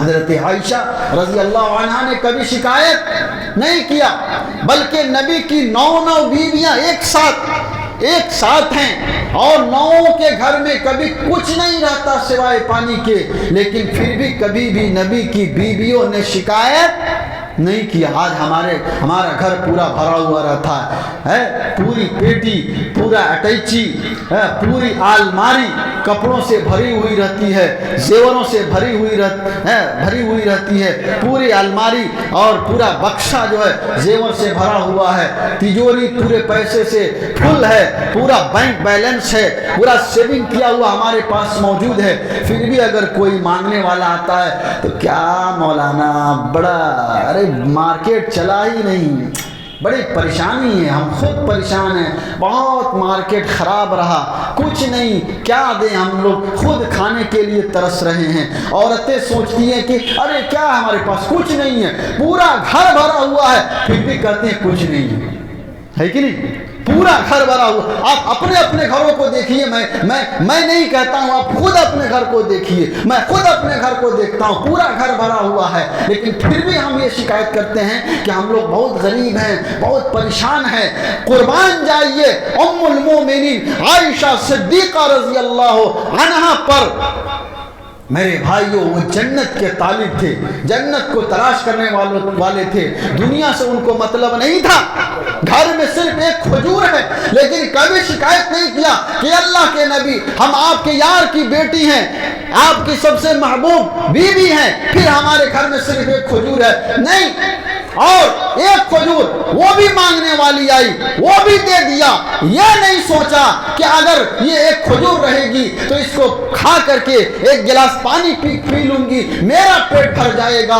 یہ نبی کی بیویاں ہیں، ہمارے گھر بھرے ہوئے ہیں، لیکن اگر کوئی مانگنے والا ہمارے گیٹ پر آتا ہے تو ہماری مٹھی نہیں کھلتی، ہم بولتے ہیں چلے جائیے، پیسہ نہیں ہے، چینج نہیں ہے، فلاں نہیں ہے، فلاں نہیں ہے، لیکن قربان جائیے یہ عائشہ صدیقہ ہے، یہ امام کائنات صلی اللہ علیہ وسلم کی تربیت تھی، یہ تربیت کیا تھا انہوں نے۔ 1,00,000 درہم ایک دن آتا ہے عائشہ صدیقہ رضی اللہ عنہا کے پاس، صبح سے شام ہوتی ہے، 1,00,000 درہم کو تقسیم کر دیا، روزے کی حالت میں تھی، 1 درہم بھی باقی نہیں رکھا کہ اسے افطاری خرید سکے، پورے کو تقسیم کر دیا۔ یہاں تو ایک کھجور کی بات ہے، گھر میں صرف ایک کھجور ہے، اس کو بھی دے دیا عائشہ صدیقہ رضی اللہ عنہا نے۔ اور پھر جو ہے دیکھا کہ ایک کھجور، بھوکی عورت، اس نے اس ایک کھجور کو 2 حصوں میں تقسیم کیا اور اپنی دونوں بیٹیوں کو دے دیا، خود کچھ نہیں کھایا، پھر کھڑی ہوئی چلی گئی۔ حضرت عائشہ بھی دیکھ رہی کہ کیا حالت ہے اس عورت کی، ایک کھجور میرے پاس ملی، وہ بھی دونوں بچیوں کو دے دیا اور خود بھوکے اٹھ کر کے چلی گئی۔ اتنے میں سرور کائنات جناب محمد رسول اللہ صلی اللہ علیہ وسلم حاضر ہوتے ہیں۔ حضرت عائشہ صدیقہ رضی اللہ عنہ کہتی ہے کہ اللہ کے رسول، آج جو میں نے منظر دیکھا ہے بڑا عجیب و غریب منظر ہے، پریشان ہوں، اسی وقت سے سوچ رہی ہوں کہ اس عورت کے ساتھ کیا ہو رہا ہوگا اور کس طرح سے وہ اپنی 2 بیٹیوں کی پرورش کر رہی ہے۔ اللہ اکبر، بیٹیوں کی پرورش۔ کہا اللہ کے رسول صلی اللہ علیہ وسلم نے، من ابتلی من هذه البنات شیئا، بیٹیوں کی پرورش میں پریشانی ہوگی، تکلیف ہوگی، جو آدمی اپنی بیٹیوں کی پرورش میں، اپنی بیٹیوں کے پڑھانے میں، اپنے بیٹیوں کو سنبھالنے میں پریشانی میں مبتلا کیا جائے، کن لہو سترم من النار، یہ بیٹیاں کل قیامت کے دن اس کے لیے جہنم سے پردہ بن جائیں گی۔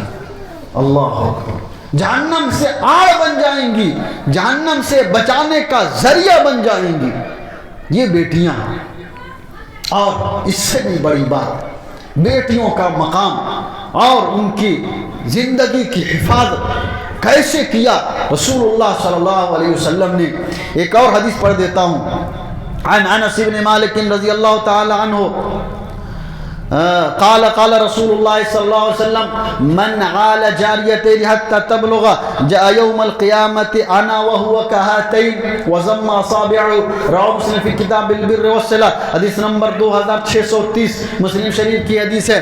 حضرت انس بن مالک رضی اللہ تعالیٰ عنہ راوی بیان کرتے ہیں رسول اللہ صلی اللہ علیہ وسلم نے ارشاد فرمایا من عال جاریتین، جو آدمی اپنی دو بیٹیوں کی پرورش کرتا ہے، ان کو پالتا ہے یہاں تک کہ وہ بڑی ہو جاتی ہیں، جاء یوم القیامہ انا وہو کہاتین، میں اور وہ قیامت کے دن اس طرح سے آئیں گے۔ انہوں نے آپ صلی اللہ علیہ وسلم نے اپنے دونوں انگلیوں کو ملایا۔ مسند احمد بن حنبل کی روایت 11402 نمبر کی حدیث مسند احمد بن حنبل کی، ابو سعید خدری رضی اللہ تعالیٰ عنہ کی روایت، اس نے کہا کہ جس کے پاس 3 بیٹیاں ہوں یا 3 بہنیں ہوں، اگر بہنوں کی بھی کوئی آدمی پرورش کرتا ہے، یا 2 بیٹیاں ہوں یا 2 بہنیں ہوں، اگر ان کی وہ پرورش کرتا ہے، یتق اللہ فیہن، اللہ سے ان کے بارے میں ڈرتا ہے، ویحسن الیہن، اور ان کے ساتھ اچھا برتاؤ کرتا ہے،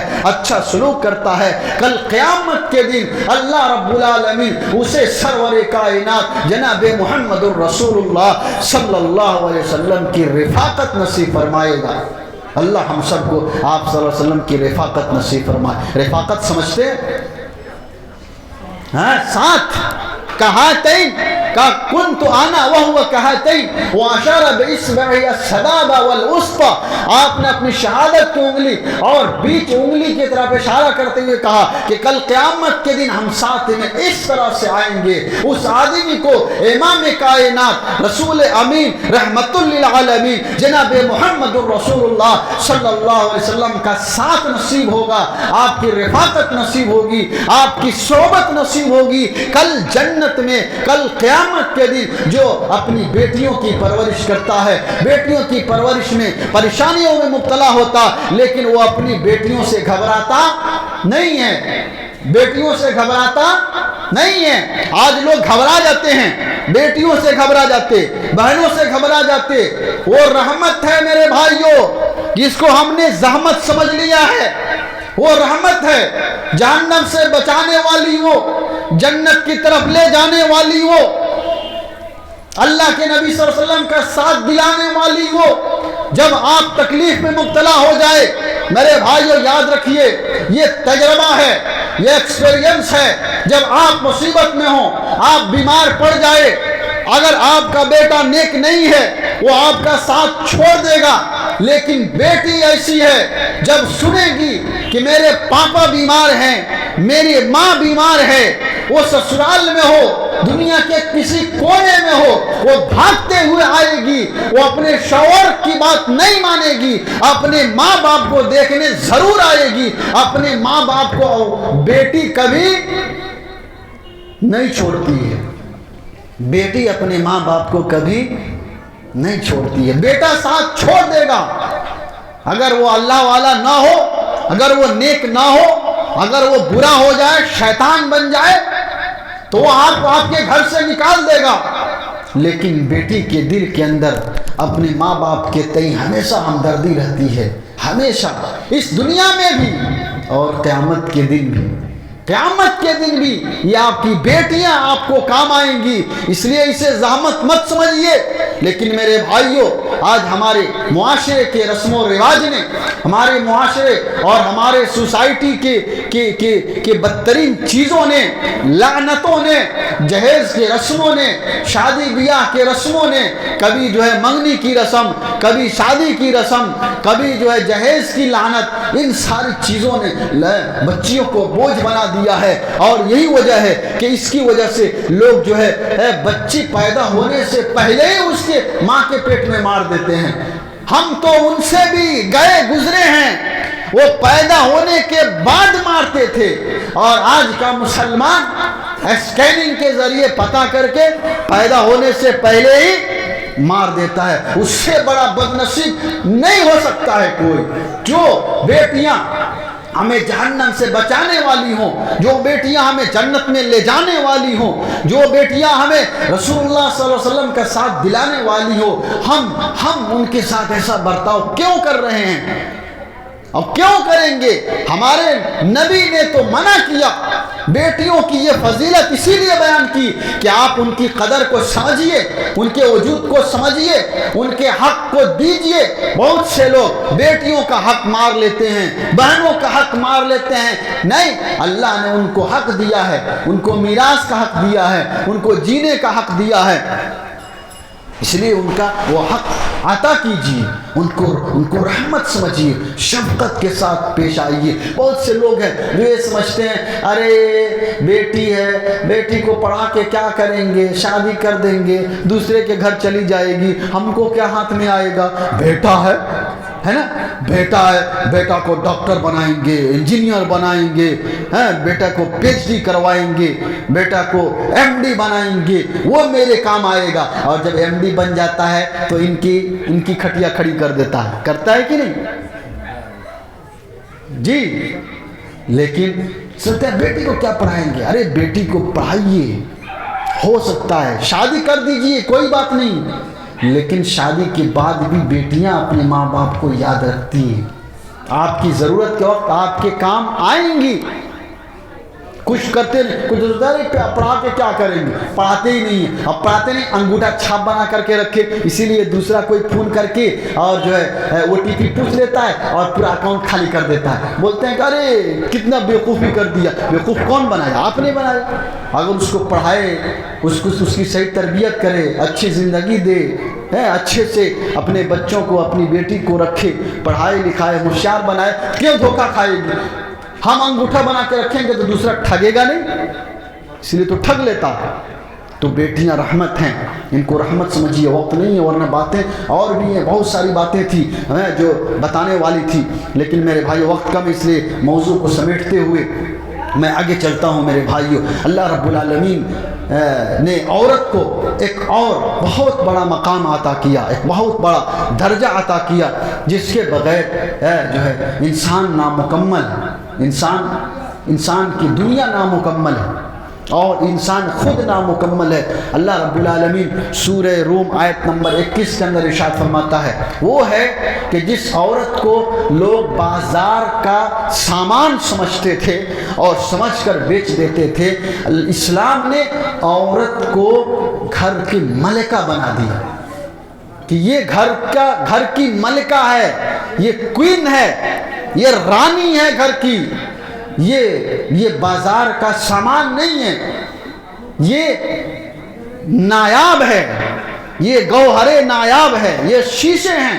اللہ رب العالمین بیان فرماتا ہے سورہ روم آیت نمبر 21 کے اندر، وَمِنْ آيَاتِهِ أَنْ خَلَقَ لَكُمْ أَزْوَاجًا لِتَسْكُنُوا إِلَيْهَا وَجَعَلَ بَيْنَكُمْ مَوَدَّةً وَرَحْمَةً. اللہ نے سورہ روم کے اندر بہت ساری نشانیوں کو بیان کیا. یہ دن ہماری نشانی ہے، یہ رات ہماری نشانی ہے، یہ زمین ہماری نشانی ہے، یہ آسمان ہماری نشانی ہے، یہ پہاڑ ہماری نشانی ہے، سمندر ہماری نشانی ہے. یہ میٹھا سمندر، یہ کھارا سمندر، یہ دونوں ساتھ میں بہہ رہا ہے، دونوں ایک دوسرے سے نہیں مل رہا ہے، یہ میری نشانی ہے. وَمِنْ آيَاتِهِ، انہی نشانیوں میں سے ایک نشانی یہ ہے، وَمِنْ آيَاتِهِ أَنْ خَلَقَ لَكُمْ أَزْوَاجًا، کہ ہم نے تمہارے لیے تمہارے جوڑے بنائے. وَمِنْ آيَاتِهِ أَنْ خَلَقَ لَكُمْ أَزْوَاجًا لِتَسْكُنُوا إِلَيْهَا، تاکہ جب آپ گھر کام کر کے تھکے ہارے گھر کے اندر پہنچے تو آپ کو سکون ملے، آپ کو سکون حاصل ہو. گھر تھکا ماندہ پہنچے، گھر میں سکون ہو. لیکن سکون کیسے آئے گا؟ بیوی بھی اچھی ہونی چاہیے، ہے نا. گھر میں سکون کب ملے گا؟ جب بیوی کو آپ سے محبت ہو. اللہ نے کہا وَجَعَلَ بَيْنَكُمْ مَوَدَّةً وَرَحْمَةً، ہم نے تمہارے درمیان محبت پیدا کر دیا، تمہارے درمیان رحمت پیدا کر دیا۔ شوہر بیمار ہے، اگر محبت کرنے والی بیوی ہے تو پریشان ہو جاتی ہے، درد اپنے سینے میں محسوس کرتی ہے، وہ روتی ہے، دعائیں کرتی ہیں کہ کس طرح سے میرا ہسبینڈ ٹھیک ہو جائے، میرا شوہر ٹھیک ہو جائے۔ یہ نیک بیوی ہوتی ہے۔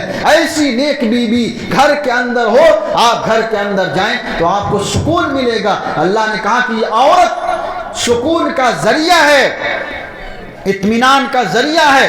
آپ پریشان حال ہوں گے، آپ کی پریشانی میں آپ کے ساتھ رہنے والی ہے۔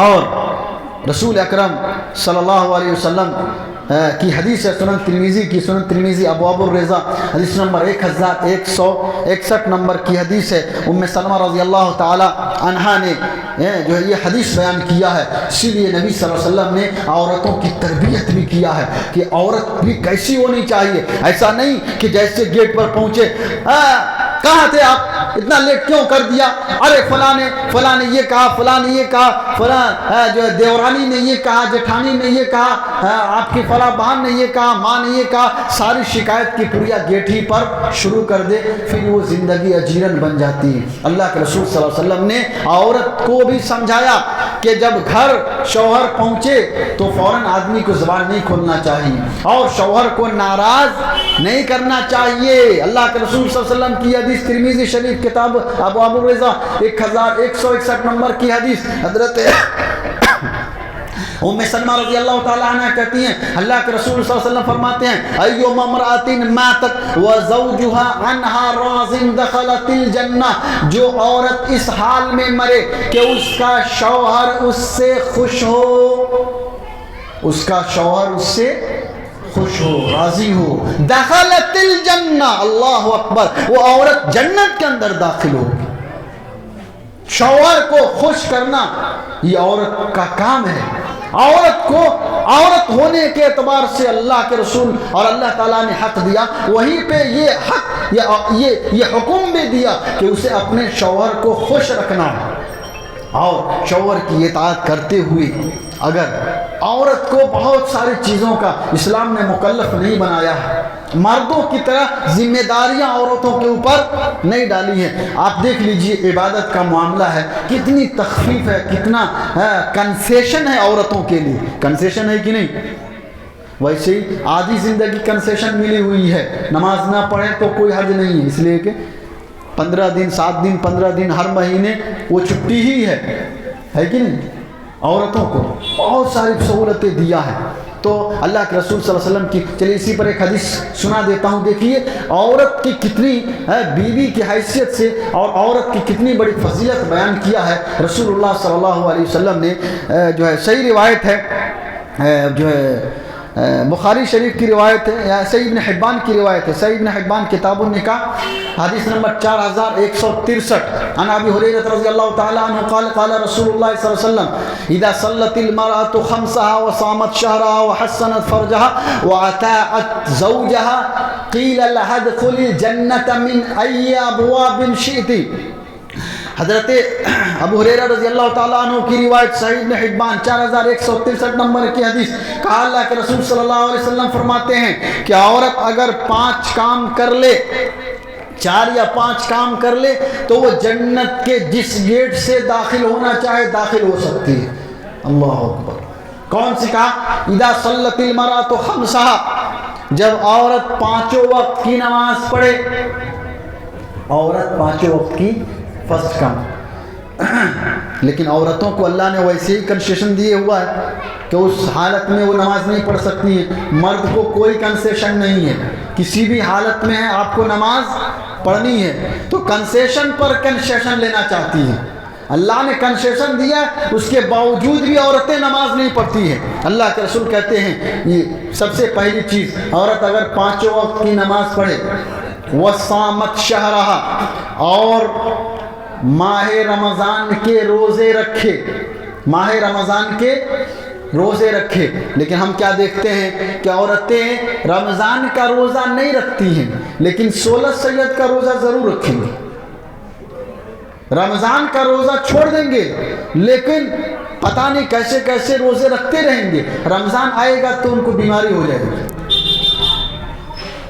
اللہ کے رسول کہتے ہیں روزے، رمضان کے روزے رکھے، وَحَسَّنَتْ فَرْجَهَا، اور اپنی عزت کی حفاظت کرے، اپنی عزت نیلام نہ ہونے دے، اپنی شرمگاہ کی حفاظت کرے، وَأَطَاعَتْ بَعْلَهَا أَوْ زَوْجَهَا، اور اپنے شوہر کی اطاعت کرے، اپنے شوہر کی فرما برداری کرے۔ یہ صرف 4 کام عورت کر لے، اللہ کے رسول صلی اللہ علیہ وسلم فرماتے ہیں ایسی مومنہ عورت سے قیل لها ادخل الجنہ من ای ابواب شئت، اسے کل قیامت کے دن کہا جائے گا تم جنت کے جس دروازے سے داخل ہونا چاہو داخل ہو جاؤ۔ اللہ اکبر، کتنا بڑا مقام دیا، کتنا اونچا مقام رسول اللہ صلی اللہ علیہ وسلم نے جو ہے عورت کو دیا ہے، اور مرد کو بھی سمجھایا ہے، مرد کو بھی یہ تعلیم دیا ہے کہ ان عورتوں کے حقوق کو پہچانیے، عورتوں کے حقوق کو پہچانیے، ان کے اوپر خرچ کیجیے۔ ہم دیکھتے ہیں بہت سے لوگ اتنا کنجوس ہوتے ہیں، اتنی مٹھی ان کی ٹائٹ ہوتی ہے کہ جو ہے بیوی کو صحیح کپڑا بھی خرید کر کے نہیں دیتے، حالانکہ صلاحیت ہے لیکن نہیں دیتے۔ اللہ کے رسول صلی اللہ علیہ وسلم کی، چلیے ایک حدیث پڑھ دیتا ہوں، بڑی پیاری حدیث ہے، مسلم شریف کتاب الزکاة حدیث نمبر 995، مسلم شریف کی حدیث ہے ابو ہریرہ عن ابی ہریرہ رضی اللہ تعالی عنہ قال قال رسول اللہ صلی اللہ علیہ وسلم دینار انفقته فی سبیل اللہ ودینار انفقته فی رقبہ ودینار تصدقت به علی مسکین ودینار انفقته علی اہلک اعظمها اجرا الذی انفقته علی اہلک۔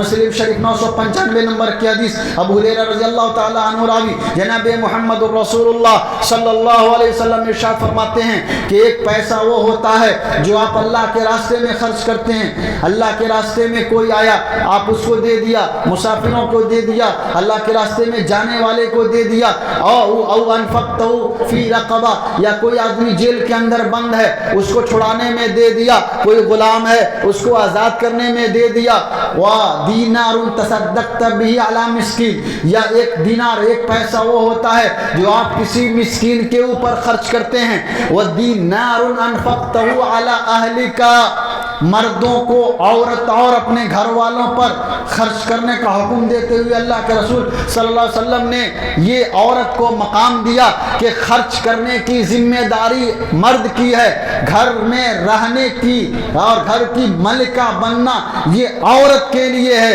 یہ عورت کا مقام ہے۔ کہا کہ عورت کو گھر کا ملکہ بنا کر کے رکھو۔ دینار انفقتہ علی اہلک، ایک پیسہ وہ ہوتا ہے جو آپ اپنے بال بچوں پہ خرچ کرتے ہیں، اپنی بیوی پہ خرچ کرتے ہیں، انہیں کھلانے پلانے میں خرچ کرتے، کپڑا لتا میں خرچ کرتے، ان کو اچھے سے رکھنے میں خرچ کرتے ہیں۔ یہ سارے خرچ کرنے کی جگہیں ہیں، بہت ساری جگہوں پہ آپ پیسے خرچ کرتے ہیں۔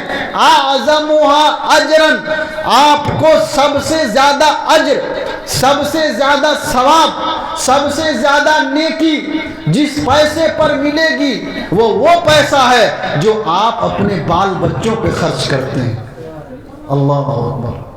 بتائیے کوئی آدمی سوچ سکتا اسلام نے عورت کو کس طرح سے ملکہ بنایا، اور ہماری محنت کو بھی کس طرح سے ہے رسول اللہ صلی اللہ علیہ وسلم نے قدر کیا۔ اس لیے آپ اگر خرچ کریں تو یہ نہ سوچیں کہ ارے ہم پریشان ہوتے ہیں، بیکار پریشان ہوتے ہیں، بیکار نہیں ہے۔ آپ جو بھی محنت کرتے ہیں اپنے بال بچوں کے لیے، اگر آپ کا مقصد اللہ کو راضی کرنا ہو تو سب پہ اللہ آپ کو ثواب دے گا، سب پہ۔ ایک اور حدیث بڑی پیاری حدیث ہے، حضرت سعد بن ابی وقاص رضی اللہ تعالیٰ عنہ کی روایت ہے، مسلم شریف کتاب المساقات کی۔ حضرت سعد بن ابی وقاص رضی اللہ تعالیٰ عنہ کو اللہ کے رسول صلی اللہ علیہ وسلم دیکھنے کے لیے آئے تھے، بیمار تھے، ان کے عیادت کے لیے آئے تھے۔ حضرت سعد بن ابی وقاص نے کہا کہ اللہ کے رسول صلی اللہ علیہ وسلم میرے پاس کوئی نہیں ہے، صرف میری بیٹی ہے، کیا میں اپنا آدھا مال اس کو دے سکتا ہوں؟ آپ نے کہا نہیں۔ کہا کیا ایک 1/3 دے سکتا ہوں؟ کہا کہ ہاں 1/3 دے سکتے ہو، لیکن وہ بھی زیادہ اس کے بعد رسول اللہ صلی اللہ علیہ وسلم نے ایک اعلان کیا تھا، امسکوا علیکم اموالکم، اپنے مال کو جو ہے باقی رکھو اسی کے اندر، اور حضرت اس نے کہا کہ اپنے مال کو باقی رکھو اور اپنے بال بچوں کے لیے کچھ کر کے جاؤ. کہا لو یعنی ترکتم آلتن یتکففون الناس، اللہ کے نبی صلی اللہ علیہ وسلم نے کہا کہ اگر تم اپنے بال بچوں کے لیے کچھ کر کے جاؤ یہ زیادہ بہتر ہے اس بات سے کہ انہیں غریب اور فقیر بنا کر جاؤ، غریب بنا کر کے جاؤ اور وہ لوگوں کے سامنے ہاتھ پھیلاتے پھریں. حضرت جابر بن عبداللہ رضی اللہ تعالیٰ عنہ کی روایت مسلم شریف کی، اس میں اللہ کے رسول صلی اللہ علیہ وسلم نے ارشاد فرمایا، لمبی روایت ہے، وہ شادی کر کے آئے تھے، کیسے کیسے پوری حدیث ہے. اس کا جو آخری ٹکڑا ہے جو ہمارا مقصد ہے، نبی صلی اللہ علیہ وسلم نے بتایا تھا کہ حتی اللقمہ ما تجعل فی امرأتک، آپ ایک ادنا سا کام دیکھیے کتنا بڑا مقام دیا ہے عورت کا، اور اس کے ذریعے سے کتنا بڑا ثواب دیا اللہ نے مردوں کا. اللہ کے رسول صلی اللہ علیہ وسلم کہتے ہیں کہ اگر کوئی آدمی کچھ بھی اپنے بال بچوں پہ خرچ کرتا ہے، لن تنفق نفقتا تبتغی بها وجہ اللہ، جو بھی خرچ آپ کریں گے اپنے بال بچوں پر، اپنی بیوی پر، اگر اللہ کی رضامندی مقصود ہے، الا اجرت بها، اللہ کے رسول کہتے ہیں کہ آپ کو اس پر ثواب ملے گا.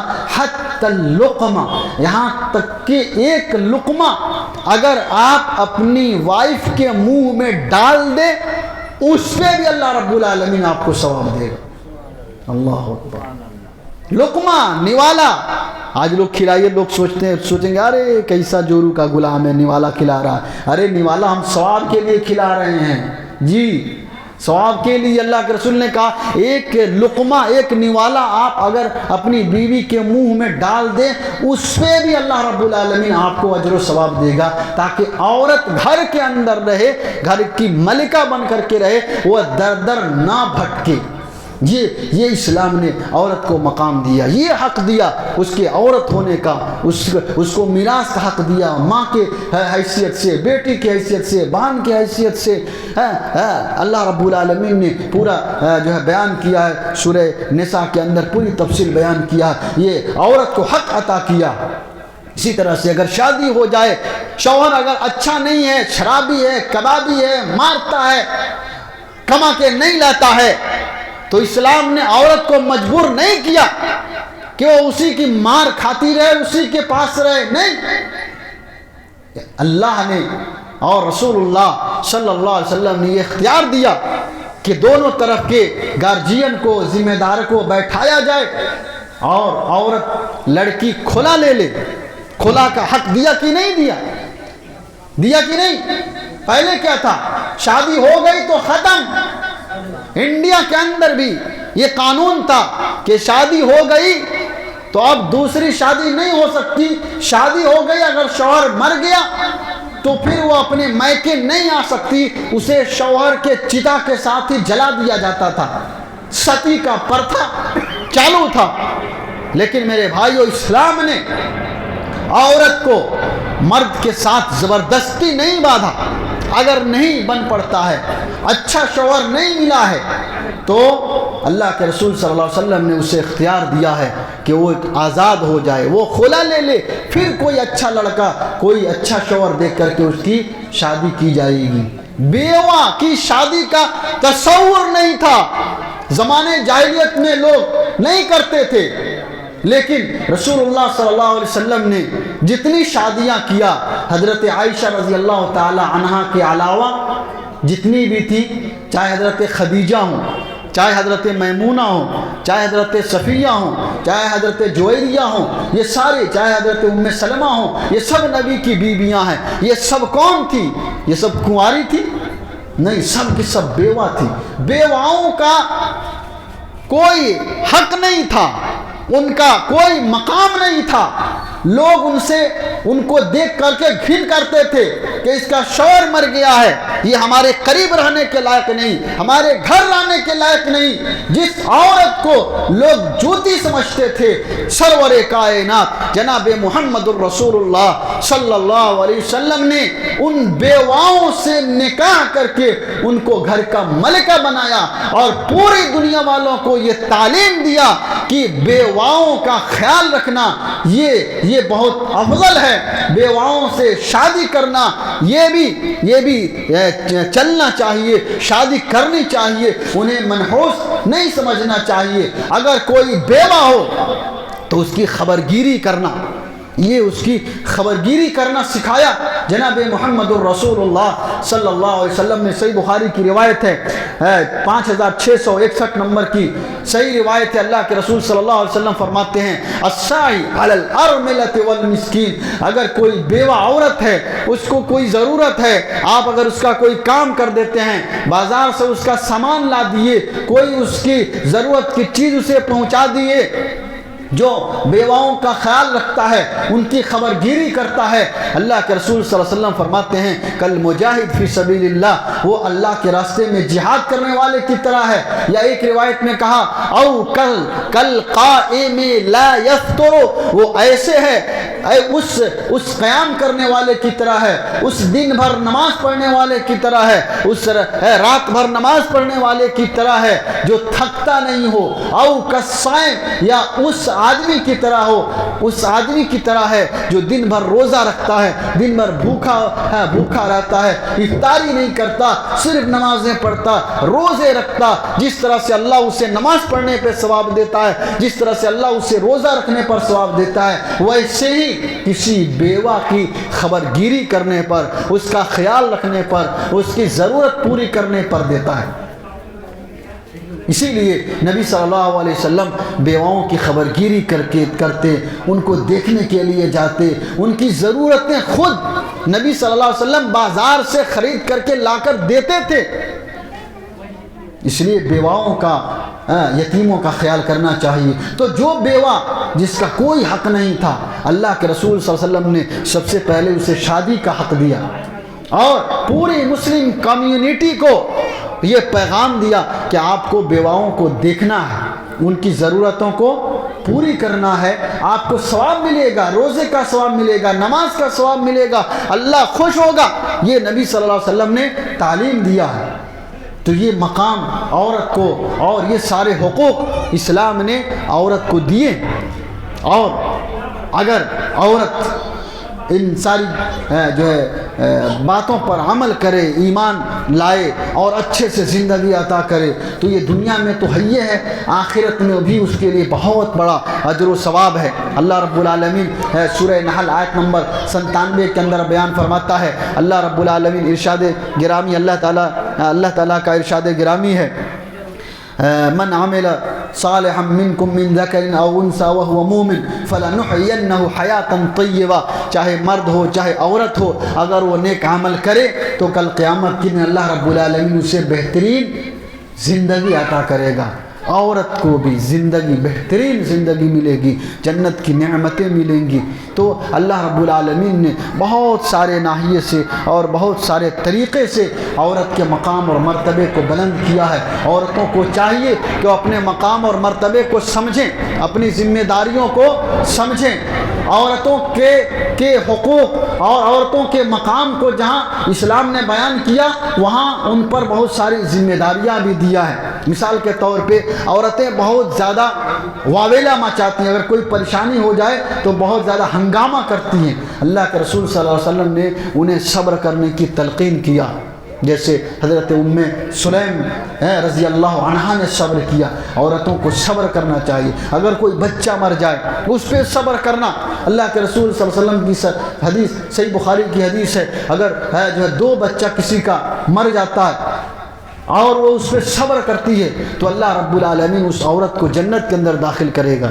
تو یہ پیغام دیا، چاہے کتنی بڑی پریشانی ہو، اسے ایمان کے اندر آزمایا جائے، اسے پریشانیوں میں مبتلا کیا جائے، پریشانیاں ہوں گی، لیکن عورت اپنے ایمان کی حفاظت کرے. جیسے حضرت آسیہ رضی اللہ عنہ، آسیہ فرعون کی بیوی رضی اللہ عنہ نے اپنے ایمان کی حفاظت کیا. کس طرح سے حفاظت کیا؟ شوہر سب سے بڑا دنیا کا ظالم، لیکن یہ سب سے بڑی اللہ والی. تو شوہر اچھا ہو تبھی بیوی اچھی ہوگی یہ ضروری نہیں ہے، اور باپ اچھا ہو تبھی بیٹا اچھا ہوگا یہ کوئی ضروری نہیں ہے. نوح کا بیٹا کنعان ہے نا، نبی کا بیٹا بھی شیطان ہو سکتا ہے، اور فرعون جیسے ظالم بادشاہ کی بیوی آسیہ جیسی نیک اللہ کی بندی ہو سکتی ہے. تو ہماری عورتیں، ہماری بہنیں، ہماری مائیں کیوں نہیں ہو سکتی؟ وہ کیوں نہیں تقویٰ کو اختیار کریں گی؟ وہ کیوں نہیں صبر کریں گی؟ وہ کیوں شور شرابہ کریں گی کسی مصیبت کے وقت، کسی پریشانی کے وقت؟ یہ سب مثالیں ہیں، یہ سب مثالیں ہیں ان عورتوں کے لیے. اس لیے عورتوں کو چاہیے کہ اسلام نے جس طرح سے ان کو ملکہ بنایا ہے وہ ملکہ بن کر کے رہیں، وہ بازار کی زینت نہ بنیں، اپنی عزت اور آبرو کی حفاظت کریں، اور جس طریقے سے اللہ نے اور رسول اللہ صلی اللہ علیہ وسلم نے انہیں رہنے کا حکم دیا ہے وہ اس پہ چلیں. آپ اور ہم سب کی ذمہ داری ہے کہ ہم اپنی بچیوں کی تربیت کریں، اپنی بیویوں کی تربیت کریں. تربیت کرنی چاہیے. نبی صلی اللہ علیہ وسلم گھر میں کیا کرتے تھے؟ اپنی بیویوں کو سکھاتے تھے. یہ حدیثیں جو آتی ہیں، ام سلمہ رضی اللہ عنہ کی حدیث، عائشہ رضی اللہ عنہ کی حدیث، میمونہ رضی اللہ عنہ کی حدیث، یہ سب کہاں سے آتی ہیں؟ نبی صلی اللہ علیہ وسلم تعلیم دیتے تھے اپنی بیویوں کو. آپ بھی سکھائیے، سیکھیے اور سکھائیے. انہیں دینی مجلسوں کے اندر لے کر کے جائیے تاکہ وہ اللہ کی باتیں سیکھیں، اللہ کی باتیں سنیں، رسول کی باتیں سنیں، سیکھیں، سبق لیں. جب آدمی سنتا ہے تب اس کا ایمان تازہ ہوتا ہے. نہیں سنتا ہے دل میں جو ہے اس کا زنگ بیٹھتے جاتا، شیطان اس کو دور کرتے جاتا، دین سے دور کرتے جاتا یہاں تک کہ وہ پورے طور پہ دور ہو جاتا ہے. لیکن جب آدمی دینی مجلسوں سے، اللہ اور اس کے رسول کی باتیں سننے سے جڑتا ہے تو اس کا ایمان تازہ ہوتا ہے. قرآن کی آیتیں سنتا ہے، قرآن کی عورت آیتیں سنے، مرد آیتیں سنے، ایمان اگر اس کے اندر موجود ہے تو اس کا دل دھلتا ہے، اس کا ایمان بڑھتا ہے. انما المؤمنون الذین اذا ذکر اللہ وجلت قلوبهم واذا تلیت علیہم آیاتہ زادتهم ایمانا. یہ ایمان والے ہوتے ہیں، ان کے سامنے جب اللہ کی باتیں ہوتی ہیں، رسول کی بات ہوتی ہیں، اللہ کی آیتیں پڑھی جاتی ہیں تو ان کا دل دہل جاتا، ان کے ایمان میں اضافہ ہوتا. زادتہم ایمانا، ان کے ایمان میں اضافہ ہوتا ہے. تو ایمان میں اضافے کے لیے اپنی عورتوں کی بھی تربیت کیجیے، ان کو بھی دینی مجلسوں میں لائیے، ان کے لیے بھی درس رکھیے خصوصی عورتوں کے لیے، اور عورتوں کے مسائل اور دینی مسائل سے ان کو بھی روشناس کرائیے، ان کو بھی واقف کرائیے. سیپریٹ عورتوں کا بھی پروگرام رکھیے تاکہ عورتیں اللہ کی باتیں سنیں، رسول کی باتیں سنیں اور وہ بھی اللہ سے ڈریں، ان کے اندر بھی جنت حاصل کرنے کی تڑپ ہو. عورت سنے گی، یہ حدیث سنے گی کہ شوہر راضی تو اللہ راضی ہوگا، شوہر راضی تو اللہ راضی ہوگا، شوہر راضی تو اللہ جنت دے گا. تب نہ وہ شوہر کی عزت کرے گی، شوہر کی فرما برداری کرے گی، شوہر کو خوش رکھنے کی کوشش کرے گی. جب ہم سنائیں گے نہیں، عورت سرور کائنات جناب محمد الرسول اللہ صلی اللہ علیہ وسلم کی باتوں کو سنے گی نہیں، جانے گی نہیں تو عمل کیسے کرے گی؟ تو اسلام نے بہت بڑا مقام دیا ہے ان کو، ان کے مقام کو ان کو بتلائیے، ان کو ان کا حق دیجئے، ان کو بھی اللہ کا پیغام پہنچائیے، اس کے رسول کا پیغام پہنچائیے. وقت ختم ہوتا ہے، باتیں تو بولتے رہیں گے تو بولتے ہی رہیں گے. آپ سب بھی جو تھکنے والے نہیں ہیں، بس اللہ سے دعا کریں کہ اللہ رب العالمین ختم کریں. ابھی چلنے دیں، 10 منٹ اور لے سکتے ہیں چاہے تو، اگر آپ چاہیں. چلیے کچھ ویسے تو 7:30 ہو چکا ہے. بہرحال تھوڑا کیا 10 یا اگر ناشتہ واشتہ بھی کھلائیں گے تو نہیں چھوڑیے، رہنے دیجیے، ہٹائیے، اللہ سے دعا کیجیے. باتیں تو ہم بولیں گے تو بولتے رہیں گے، آپ سنتے رہیں، انشاءاللہ پھر آئیں گے انشاءاللہ. ٹھیک ہے، اس لیے کہ ناشتے کا بھی وقت ہے، پھر اذان ہوگی، نماز پڑھیں گے، پھر دوسرے مقرر ہم ہی لے لیں گے زیادہ تو پھر جو لیٹ ہو جائے گا، ہے نا. چلیے اللہ سے دعا کیجیے، اللہ رب العالمین ہم سب کو صحیح سمجھ عطا فرمائے. نبی صلی اللہ علیہ وسلم عورتوں کے لیے خاص دن آپ نے مقرر کیا. دیکھیے عورتوں کے مقام اور مرتبے، ان کے حقوق کی بات کریے نا، آپ جو ہے سورہ نساء پڑھ لیجئے. دیکھیے نبی صلی اللہ علیہ وسلم کے پاس سلمہ آتی ہیں، کہتے ہیں کہ اللہ کے رسول ساری باتیں مردوں کے لیے، حالانکہ مردوں کے لیے جو باتیں عورتوں کے لیے بھی ہیں، تو اللہ تعالیٰ نے پوری ایک سورت ہی عورت کے نام سے اتار دیا، سورۃ النساء. پوری سورت عورتوں کے لیے اتار دیا ہے. یہ عورتوں کا مقام نہیں ہے تو اور کیا ہے؟ نبی صلی اللہ علیہ وسلم سے عورتوں نے کہا کہ اللہ کے رسول مرد ہی حدیث سنتے ہیں، حدیث بیان کرتے ہیں، آپ سے ساری حدیثیں مرد ہی لے جاتے ہیں، ہم لوگوں کو کچھ نہیں ملتا ہے، تو ہم لوگوں کو بھی دیجیے. تو عورتوں کو بھی چاہیے جی، عورتوں کے اندر بھی یہ جذبہ ہو کہ اپنے شوہروں سے کہے کہ خالی آپ ہی جائیے گا مولانا کا بیان سننے، ہمارا حق نہیں ہے، ہمارے لیے بھی رکھوائیے. یہ جذبہ ہونا چاہیے. نبی اکرم صلی اللہ علیہ وسلم کے زمانے میں عورتوں نے کہا کہ اللہ کے رسول یہ مرد ہیں، یہ دیکھیے یہ ابو ہریرہ ہیں، یہ عمر بن خطاب ہیں، عبداللہ بن عمر ہیں، عبداللہ بن عباس ہیں، زید بن ثابت ہیں، یہ معاویہ ہیں، یہ انس بن مالک ہیں، یہ سب دیکھیے، سب یہی لوگ آپ کی حدیثیں لے جاتے ہیں، دن بھر چپکے ہوئے رہتے ہیں. یہ ربیعہ بن کعب ہیں، ہے کہ نہیں، یہ سب کے سب چپکے ہوئے رہتے ہیں. ہم لوگوں کو موقع ہی نہیں ملتا ہے. جب سب مرد ہی آپ کے ساتھ ہمیشہ رہیں گے، آپ کی باتیں سنیں گے، پھر ہم کو کب موقع ملے گا آپ کی باتیں سننے کا، آپ کی حدیث بیان کرنے کا. کہا کہ ساری حدیثیں مرد لے جاتے ہیں، ہم کب آپ کی حدیث سنیں گے اور اس حدیث کو بیان کریں گے؟ تو نبی صلی اللہ علیہ وسلم نے کہا کہ اچھا بتاؤ کیا کریں. کہا کہ ایک ڈے فکس کیجئے، ایک ڈے فکس کیجئے، ایک دن اسپیشل ہمارا رہے گا، ایک دن اسپیشل ہمارا رہے گا.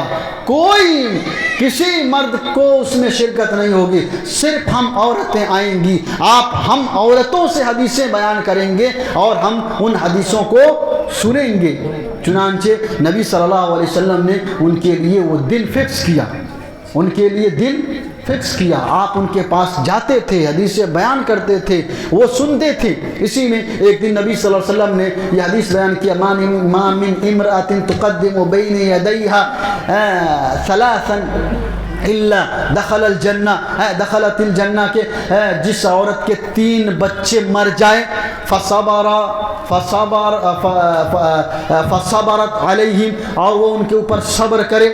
جس عورت کے 3 بچے مر جائیں اور وہ ان کے اوپر صبر کرے تو اللہ تبارک و تعالیٰ اس کو جنت میں داخل کرے گا. تو اب ایک عورت کہنے لگی اللہ کے رسول اگر 2 مر جائے تب کیا ہوگا؟ نبی صلی اللہ علیہ وسلم نے کہا کہ جاؤ، 2 مر جائے تو بھی جنت، 2 مر جائے تو بھی جنت، 2 مر جائے تو بھی جنت. تو نبی صلی اللہ علیہ وسلم اسپیشل عورتوں کی تربیت کے لیے اور عورتوں کو دین کی باتیں سکھانے کے لیے آپ نے دن مقرر کیا تھا. تو ہمیں بھی چاہیے کہ ہم عورتوں کو دین سے قریب کریں، ان کو سمجھائیں. نماز پڑھنے کے دیکھیے کتنی عورتوں کو نماز پڑھنے کا طریقہ نہیں معلوم ہے، نماز کی دعائیں نہیں معلوم ہے. کیا کریں؟ دعا، نماز چھوڑیے، وضو کرنے کا طریقہ نہیں معلوم ہے کہ نہیں؟ کتنی عورتیں ہیں جن کو وضو کرنے کا طریقہ نہیں معلوم ہے. تو جب وضو کرنے کا طریقہ نہیں معلوم ہے تو پھر وہ نماز کیسے پڑھیں گی؟ ان کی نماز کیسے ہوگی؟ جب وضو ہی نہیں ہوگا صحیح تو نماز کہاں سے ہوگی؟ اور یہ کب ہوگا؟ جب ہم عورتوں کو سکھائیں گے وضو بنانے کا طریقہ، ہے کہ نہیں، نماز پڑھنے کا سلیقہ، نماز کی دعائیں ان کو سکھائیں گے، ان کو یاد کرائیں گے، تب جا کر کے ان کی جو ہے ان کا وضو صحیح ہوگا، ان کی نماز صحیح ہوگی، وہ دین سے قریب ہوں گی، اور تب جا کر کے وہ عورت نیک بنے گی. عورت نیک بنے گی، اپنے بچے کی صحیح تربیت کرے گی تو آپ کا بیٹا بھی نیک بنے گا. پھر بڑھاپے میں آپ کا لاٹھی بنے گا، آپ کا سہارا بنے گا، ہر موڑ پہ آپ کا ساتھ دینے والا بنے گا. یہ پوری کی پوری ذمہ داری کس کی ہوتی ہے؟ یہ ماں کی ہوتی ہے، تربیت ماں کرتی ہے. تو ماں کو لائیے، یہ حق ہے ان کا کہ آپ ان کو دین کی باتیں سکھائیے، اس کی تعلیم دیجیے. اللہ رب العالمین ہم سبوں کو عورتوں کے حقوق کو جاننے اور اس پر عمل کرنے کی توفیق عطا فرمائے. ہمارے تمام مسلم عورتوں کو اللہ صحیح سمجھ عطا فرمائے. اللہ نے ہمیں جو والدین دیا ہے، ہماری خاص طور سے جو ماں اللہ نے عطا فرمایا ہے، اللہ رب العالمین ہم میں سے جن کی والدین، جن کی ماں، جن کے باپ زندہ ہیں، اللہ ان کی حفاظت فرمائے اور ان کی خدمت کر کے جنت میں جانے کا ان کے اندر جذبہ پیدا فرمائے. اور جن کے والدین گزر گئے ہوں، اللہ ان کی قبر کو نور سے بھر دے. اللہ رب العالمین ہم سب کے گناہوں کو معاف فرمائے، ہم سب کی غلطیوں کو معاف فرمائے. اللہ رب العالمین ہم سب کو جہنم کی آگ سے بچائے. جو پریشان حال ہیں ان کی پریشانیوں کو دور فرمائے، جو قرض دار ہیں ان کے قرض کی ادائیگی عطا فرمائے. اللہ رب العالمین جو بے جوڑے ہیں ان کے صحیح جوڑے کا انتظام فرمائے. جو بے روزگار ہیں اللہ انہیں روزگار عطا فرمائے، اور جو بیمار ہیں اللہ انہیں شفاء کاملہ عاجلہ عطا فرمائے. ہم سب کے ایمان کے اللہ حفاظت فرما. اے اللہ تو ہمیں جب تک زندہ رکھ، اسلام اور ایمان پر زندہ رکھ. اے اللہ خاتمہ دے تو خاتمہ بالخیر عطا فرما. اے اللہ جیسے تو نے ہم سب کو یہاں جمع فرمایا ہے ویسے ہی جنت الفردوس کے اندر جمع فرما. آمین یا رب العالمین. وآخر دعوانا ان الحمد للہ رب العالمین. واقول قولی هذا استغفر اللہ لی ولکم ولسائر المسلمین واستغفروه انه الغفور الرحیم.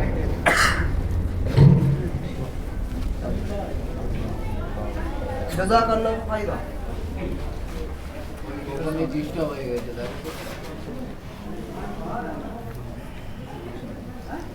আগে এই মাইকটাই দিন, এই মাইকটাই দিন। জাযাকাল্লাহু খায়রা। শেখ মোহাম্মদ আলমগীর তাবিস্তানি হাফিজাহুল্লাহ আমাদেরকে খুব সুন্দরভাবে ইসলামী নারীর অধিকার বিষয়ে বিস্তারিতভাবে আলোচনা করলেন। আল্লাহ আমাদেরকে বোঝার এবং আমল করার তৌফিক দান করুন, আমিন। এখানে আমাদের প্রথম পর্ব শেষ হলো। এখন এশার নামাজের পর দ্বিতীয় পর্ব শুরু হবে ইনশাআল্লাহ। ওয়াকির দাওয়ানা আলহামদুলিল্লাহি রাব্বিল আলামিন। আসসালামু আলাইকুম ওয়া রাহমাতুল্লাহি ওয়া বারাকাতুহু। দ্বিতীয় পর্ব শুরু হবে 8:30